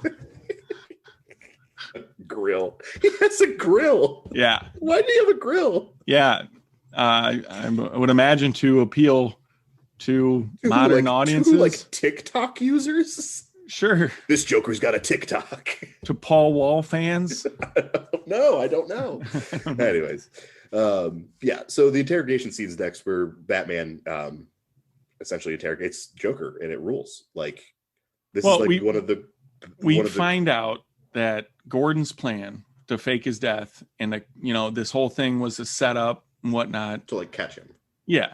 We find out that I don't think that any of that needs to happen. Like, they caught him. Like, they didn't need to do this whole fake out with Gordon dying. Like, I didn't buy it because it's fucking Gordon. I'm not gonna like believe that you killed Commissioner Gordon halfway through the movie. And B, like, at the end of the day, like, yeah, okay, you caught him. Like, it doesn't feel like, oh, he's back. Oh, they got him. It just feels like, okay, that was the plan. It felt a little cruel too. Like, they even went as far as to tell his family, his wife. Yeah. When like the next day, he was like, I'm back. Sorry, I wanted to protect you. Yeah, it's not like he went undercover for 6 months acting like he was dead. Well, then again, the way Joker was taking out commissioners and judges. Sure, he wants to protect the family. Yeah. That just seems like... Regardless, it all turns out to be a plan within a plan because Joker wanted to get caught the whole time. Yeah, and his next move... we should probably talk about the interrogation scene, how good it is. This is, again, calling back to Christopher Nolan just loving Michael Mann's Heat. The interrogation scene in this movie is basically the diner scene from Heat. You got Pacino and De Niro on screen for the first time in this diner scene from Heat. That's just iconic. And in this movie... you put Batman and Joker next to each other, just face to face. It feels like that's like his parallel. With a lot more violence. A little bit more, yeah, it's a little bit more violent, this one. Yeah, Batman starts to lose it in this part of the movie. He blocked the exit, so the cops couldn't come in. Like, so he could beat the shit out of him. Well, and again, it just shows the level that he's at this point. He's so, like, how do I beat this guy? What do I do? And now I'm going to resort to just beating the crap out of him. Yeah, and he's just laughing the whole time. Oh, it did nothing. I love the line, you have nothing to threaten me with, and he's just cackling. It's great. No fear. He's not afraid. Yeah. He even tried his traditional scary, fear tactic entrance where he's right behind him. He's right behind him, and he smashes his face into the ground. Never start with the victim's head. Get a little fuzzy. Yeah. Then he smashes his fucking hand. And he's like, see, that's better. Amazing. He's so good in this. Oh. The interrogation results. Yeah, we got to get through this plot. I know we're really like taking our time. No, the interrogation results with them finding out that he has kidnapped Dent and Rachel and has put them at 2 locations, and he told them the locations, but he mixed them up. So, I mean, we can rush through it really quick. Rachel dies here. She gets blown up. Well, bad. We got to go a little, because when you see Dent fall over his chair, he's got half of his face. And, like, I'm looking gasoline. around at my buddies in theater like, oh my God, are we getting Two-Face here? Oh, right, because they didn't say that like Two-Face was going to be in this movie. Right. No, So you had it no was- clue. But a lot of the promotions done was featured around Harvey Dent, and you know Right, who which Harvey Dent we, is. We know, right, exactly. So you were kind of hoping, but so you were getting amped with that. At this point, I was losing it. At this point, I was like, there's no way we're getting freaking. This movie's already amazing at this point. Right. And now I see Harvey Dent with half his face in a burning liquid. I'm like, oh my God. Yeah. And then the bombs go off. Rachel dies, but Batman ends up saving Harvey Dent, but his face gets fucking incinerated on one side. Yeah. And so now we got Two-Face. Thus Two-Face is born. Yeah. So what happens after this is Reese, who's the guy who tried to blackmail them, goes public, says, I'm going to tell you guys who Batman is. But Joker's like, no.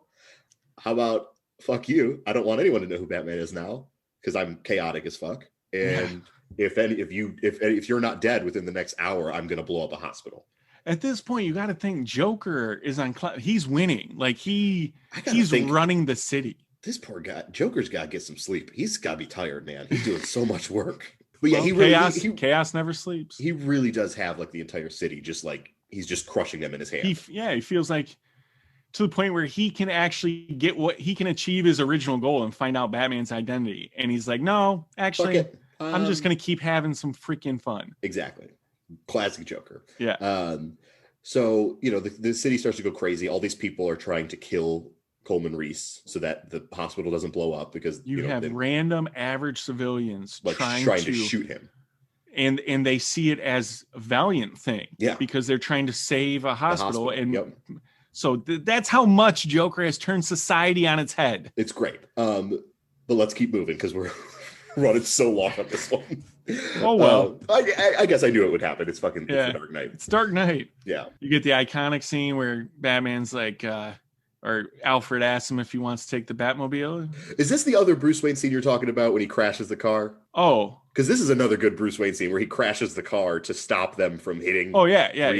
And Gordon's like, "Oh, that was really nice of what you did." He's like, "What? Trying to catch the light?" He's like, "Yeah, he that's has no idea. other." He's like, "Maybe I should go to a hospital." He's like, "You don't watch the news, do you, Mr. Wayne?" Yeah, and then they get that look. Yeah, that's good. Oh no, that's the other Bruce Wayne. You get him a couple times, but yeah, they do a lot with it. But so then finally, in the middle of the day, Alfred, it's not too subtle. Not very subtle. Yeah, then I'm Lamborghini then. Not subtle at all. So then I guess I don't know. Is the next scene? We'll just talk about the first Two-Face scene where Gordon goes to visit him, and he's the way that Nolan shoots this. I love it because we all like if you know who Two-Face is, you know what he looks like. Half of his face is fucked up, like whatever, and you can see like the way he shoots it. You can see half of Eckert's face, and it's the good half, but you can sort of see beyond that a little bit. You can see like some scabbing on the other side, but he doesn't let you see it. And then there's a quick scene where he turns to look at the camera, but the camera cuts. Yeah. He really, really holds out on revealing how Two-Face looks for a long time. Love that. I think it's him great. Playing with the audience there. And then as soon as like you see him for the first time, it looks awesome. I think it holds up really well. It does. That was 2008. It's 2021. Yeah. And it's great still. Yeah. It's really, I mean, it's not in that subtle scene at all. It's really graphic. Like his eyes, like, you can see that he holding out. You can see his teeth. It's like, because like great. Our last live action Two-Face was Tommy Lee Jones with like cheetah face paint on that. like like this is so much more graphic in a different direction, and I think it holds up great. And I think Eckert's really good in this movie. I think he kills all of these scenes. Yeah, when he kills Two-Face. He's incredible. Yeah, and I thought you could he killed it as Dent. He was great as Dent. He was good as Dent, I would say. Yeah, but he's really good as Two-Face. I was like, oh shit, so good enough. They were like, this guy can play Frankenstein. This guy's gonna play Frankenstein. He's gonna get his own franchise. Oh man. No, so then I mean, this is the big. Gordon gets the name in that scene with Gordon. Yeah, Gordon Harvey gives him Two-Face. he makes him. Yep, Two-Face. Yep, and then I mean, he's got his coin, but now half of his chart. He's become Two-Face. It's great. Yeah, we love him. One of my favorite Batman villains, Two-Face. Great, amazing. He's great. And so the next scene here, where we're at the hospital, Joker shows up dressed as a nurse. I always laugh so fucking hard at when Joker visits Harvey, because Harvey's like laying down, he's got his restraints. Joker's in there, but Joker has like a face mask on, and he turns. Dent doesn't react, and then he takes his face mask off, and that's when Dent is like, "Whoa!" Which is like, wait, you couldn't fucking tell it was the Joker with the face mask on? He's got green hair and black eye makeup. Like, it's just funny to think that like he couldn't recognize him until he took that off.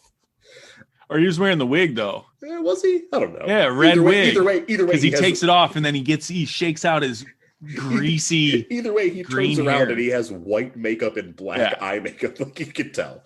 No, but okay. So just to speed through this, he blows up the fucking hospital in another one of the best like improv scenes American cinema has ever seen.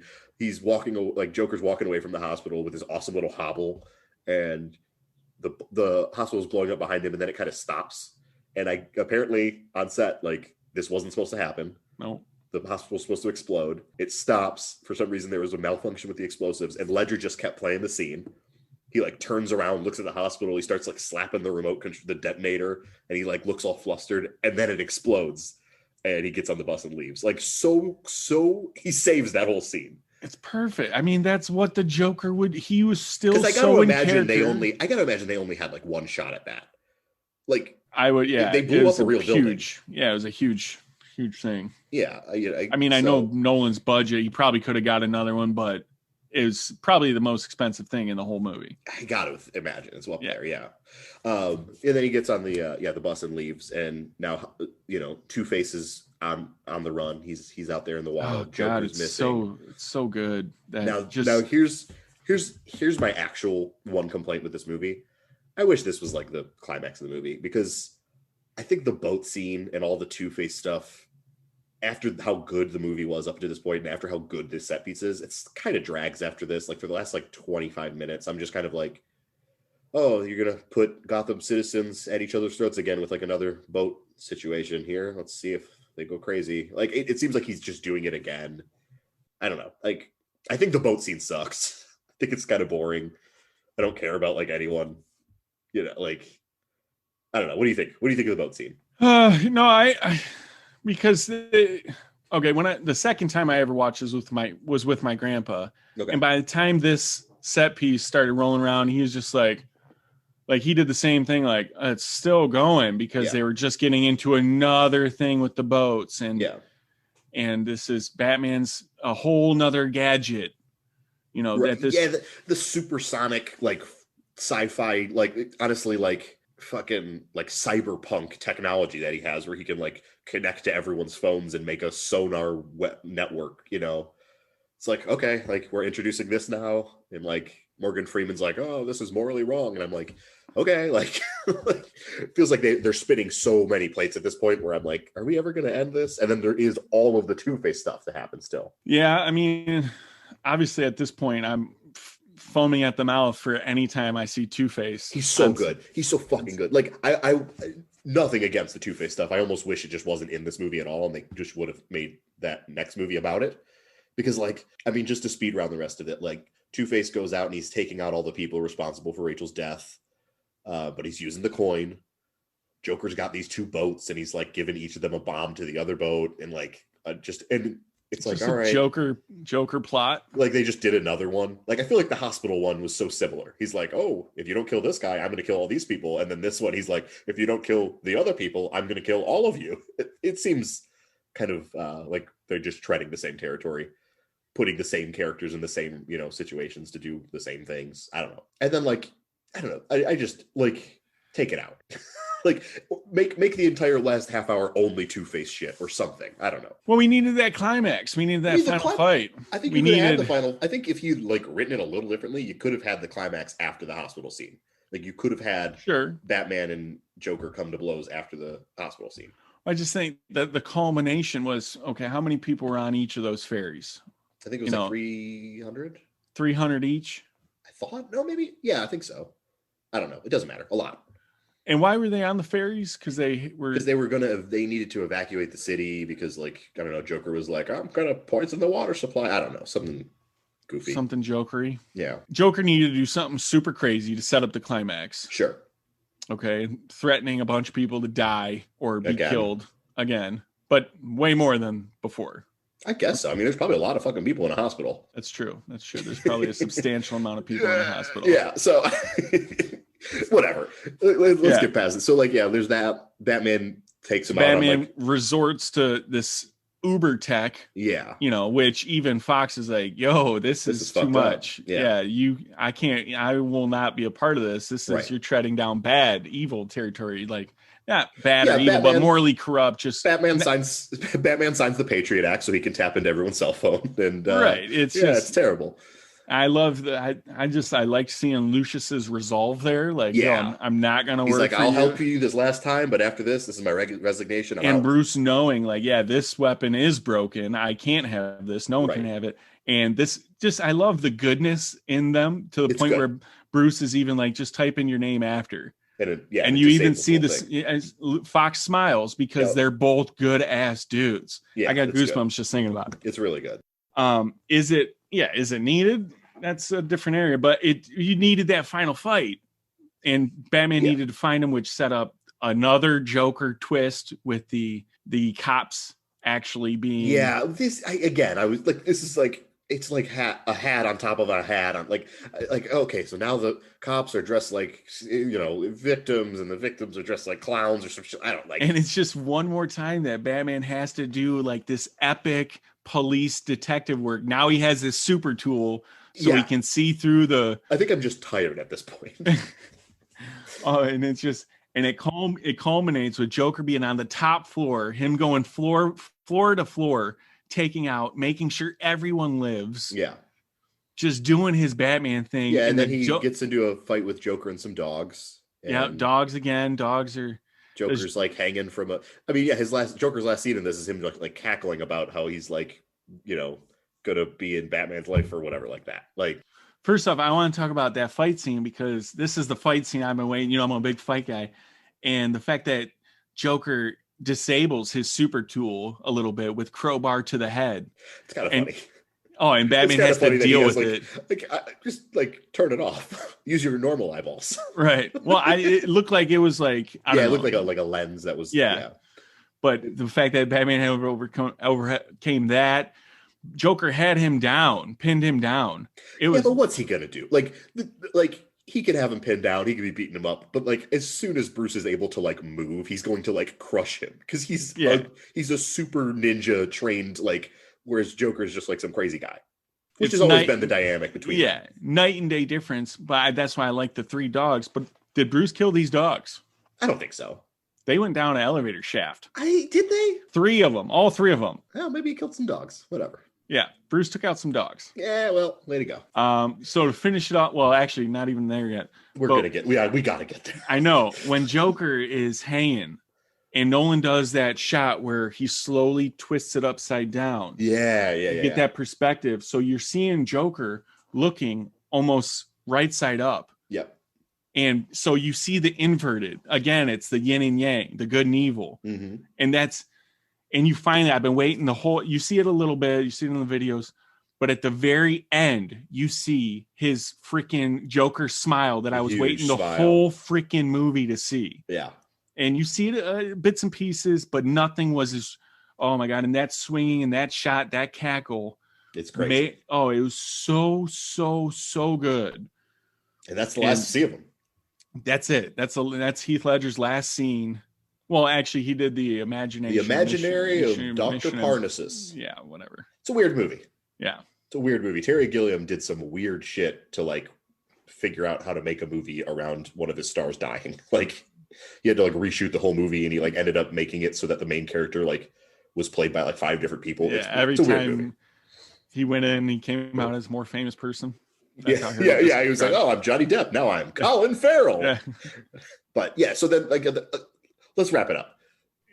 Two-Face, he's gonna kill all these people. He gets Gordon. He gets Gordon's wife and kids, and he's about to kill them. And then Batman comes up, and he's like, "Wait, what if you didn't?" And like, he makes him like flip the coin, and essentially Batman and Two-Face go over this ledge, and Two-Face dies. Which sucks so hard. Yeah, I hated that Two-Face died from that. I hate it because they did such a good job making me care about that character. Like, I really liked him. And like, Two-Face is a great character in the comics. Would have loved to have seen more of him. And like, B, he just kind of like fell off a building. You know, like, I don't know. It just sucks. It sucks because like they obviously didn't know that Heath Ledger was going to die, and like what a great second movie that Aaron Eckhart as Two-Face would have been.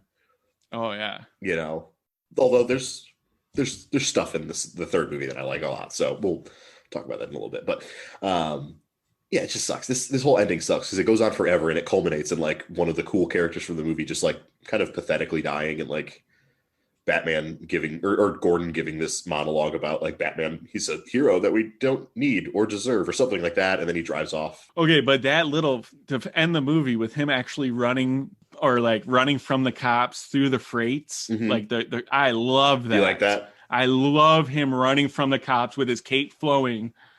I think I probably would have liked it more if I wasn't tired. Okay, I think it's good. Well, I mean, so I didn't. It's good, and the fact that Nolan basically had to redo whatever plans he had for The Dark Knight Rises because of Heath Ledger dying, the ending of this movie kind of sets up the next movie in a way that like is pretty awesome, I think. Well, to end the plot, like when I saw it in theaters and he's driving away on the bike and his cape, like I was hype at that moment. Yeah. But last night when I watched it, I was hype at him running from. Okay. And I was just like, that looks so sick of him just being hunted by cops and him just cooking it. Just, I love, and just like, it ends on the title. Movie. It ends on the title. Yeah. The Dark Knight. Yeah. Roll credits. It's like, awesome. Oh. Gary Oldman's like The Dark Knight directed by Christopher Nolan, and everyone just like cheers. It's great. Yeah, and Gary Oldman again, amazing as Gordon. He's so good in these movies. Gary Oldman is like an actor who I usually like a lot, even when he's doing the most, which he often does. Like he's an actor well known for being like, I need the most makeup and the most prosthetics, and I need to have a weird Southern accent in The Fifth Element. Like he always goes like, he's a very hammy actor. But I love that in these movies, he's just like really subdued, really normal, really like just a really genuinely good guy. We didn't even talk about it. His first scene where he's talking with Dent, he does this. He's like, well, I just don't like his performance in that scene, that first one. So good in these. It's so good. I think he's so good in all these movies. We did. Yeah. We finally made it through the plot of The Dark Knight. The entire plot of The Dark Knight. I mean, I'm sure we missed a couple little things here and there, but I'm sure. Whatever. I mean, it's a long movie, and I feel like we had to give this one like it's fair. It's The Dark Knight. Yeah. Like when we talk about Inception, I'll talk about Inception, but I'm not gonna go beat by beat. It's Inception. No. I like it, whatever. But it's The Dark Knight. Very important. Yeah. I mean, let me check. I wrote my note, a masterpiece. So well, then I guess that should lead us. I'm gonna let you go ahead. What's your rating of The Dark Knight? This is a 5-star film. Oh, 5 stars. He went for it. I think this is your first 5-star? Yeah, this is my first 5-star. When I left the theater, I was like, this is the greatest, not only the greatest comic book movie I've ever seen, but one of the greatest films I've ever seen. That is the nice thing about this movie is like comic book movies can get shunted into just being like, oh yeah, that was a good movie for a comic book movie. But this movie just kind of like jumps over that hurdle. It's like, nope, that was a good movie, period. There's no qualifiers, you know? You get everything. You get the full 3 acts. You get the masterclass acting. I would say you get maybe one more act than you need, but... You get 3.5 acts, you know? You get the masterclass acting from not only an Oscar winner, but Ledger. The whole cast is phenomenal. The sound is it's one of the best. Like, it keeps me invested. Like, I'll be kind of taken out of it, you know, there'll be a lull, and then I'll hear that Zimmer kick in, and I know, and I know I'm just about to get hype as hell. Yep. I gave it 4 stars. 4. Yep. A whole point down, not even 4.5. No, 4 stars. So a major step backwards from Batman Begins. Not major. No, not major. Batman Begins is just like, I actually think this movie's probably made better than Batman Begins, like technically. I just love Batman. It's just so much.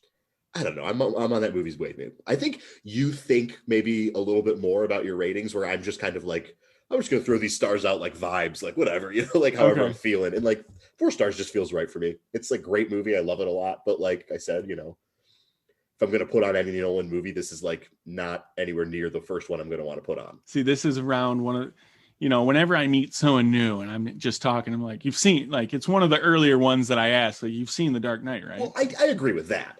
Yeah. Because I wouldn't go up to someone and be like, you've seen Following, right? like, no, not at all. Like, this is a much more important movie, but I just, I'd much rather throw on The Prestige or Batman Begins than this. Nothing against this. It's just not my favorite Nolan movie.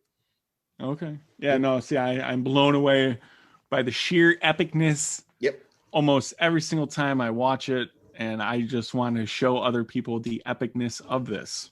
Well, plenty of people saw the epicness of this movie because it made ungodly amount of money.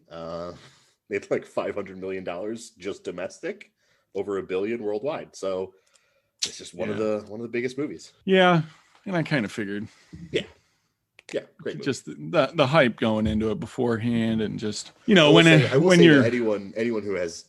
who loves Heath Ledger's performance in this movie and thinks it's like crazy and thinks it's some kind of transformative thing, I really urge, including you, Brent, I don't know if you've seen it, everyone to go watch Brokeback Mountain.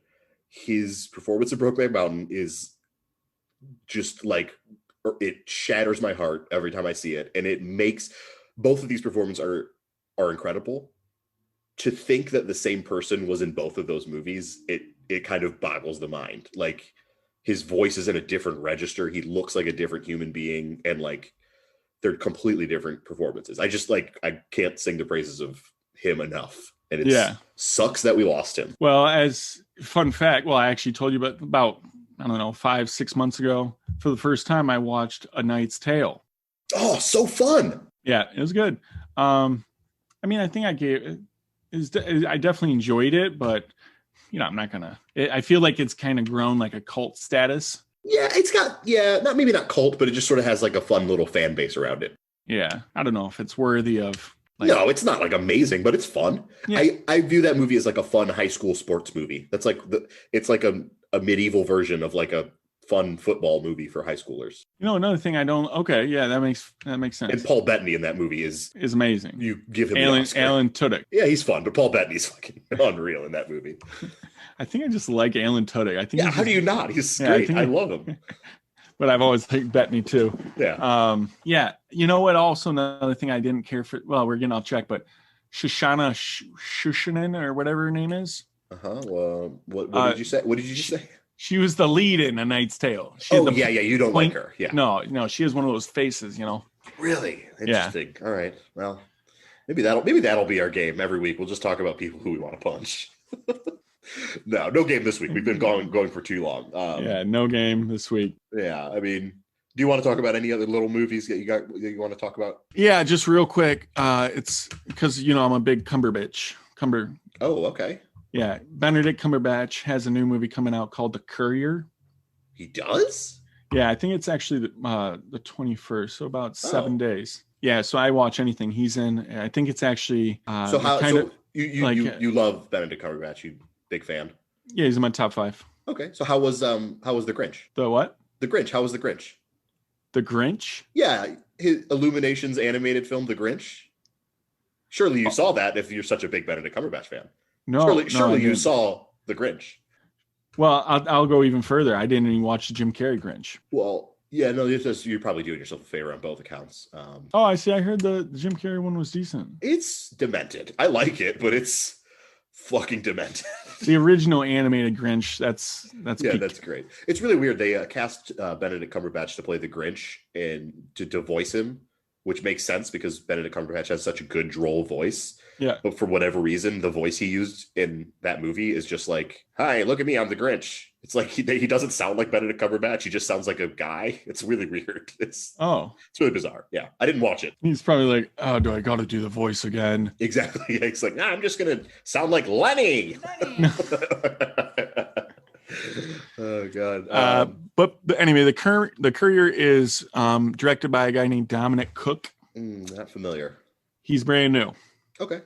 Brand new. He did one other movie with Saoirse Ronan. Saoirse. It's called like Chess. She on Chisel Beach. On Chisel Beach. Oh yeah, I heard that was bad. Yeah. Anyways, so that's fun. Little movie that I'm going to talk about really quick. I just bought Kingdom of Heaven, the director's cut. I've never seen it. Can't wait to watch it. Love me some Ridley Scott.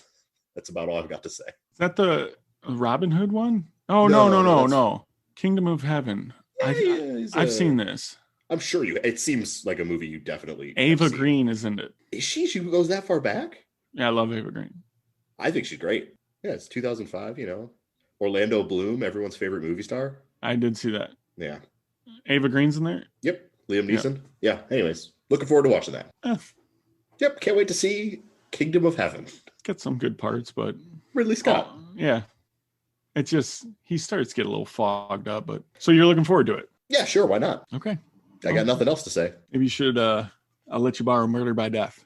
That's what I should. No, maybe I should. Maybe my upcoming movie could be the movie that you just watched. Okay. That'd be an interesting little take.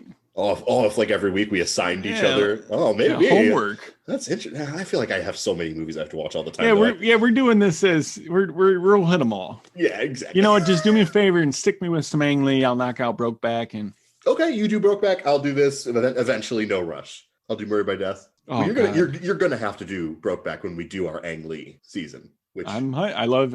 Everything I've seen out of Ang Lee I've liked so far. So. Oh man, I can't wait to. Which I think it's only been 2. Well, I can't wait to do the Gemini Life Man of Pi episode and because Hulk. I'm gonna go hog wild on the Gemini Man episode. Yeah, I feel like I should get a better, or maybe I'll spring for like the HD or something, or because, or no, he said you'll never get to see it how it was meant to be shown. Oh, we'll talk about it. Okay. No, yeah, just buy the best quality you can and just deal with that. But yes, you'll never get to see it the way that he shot it because he's a madman.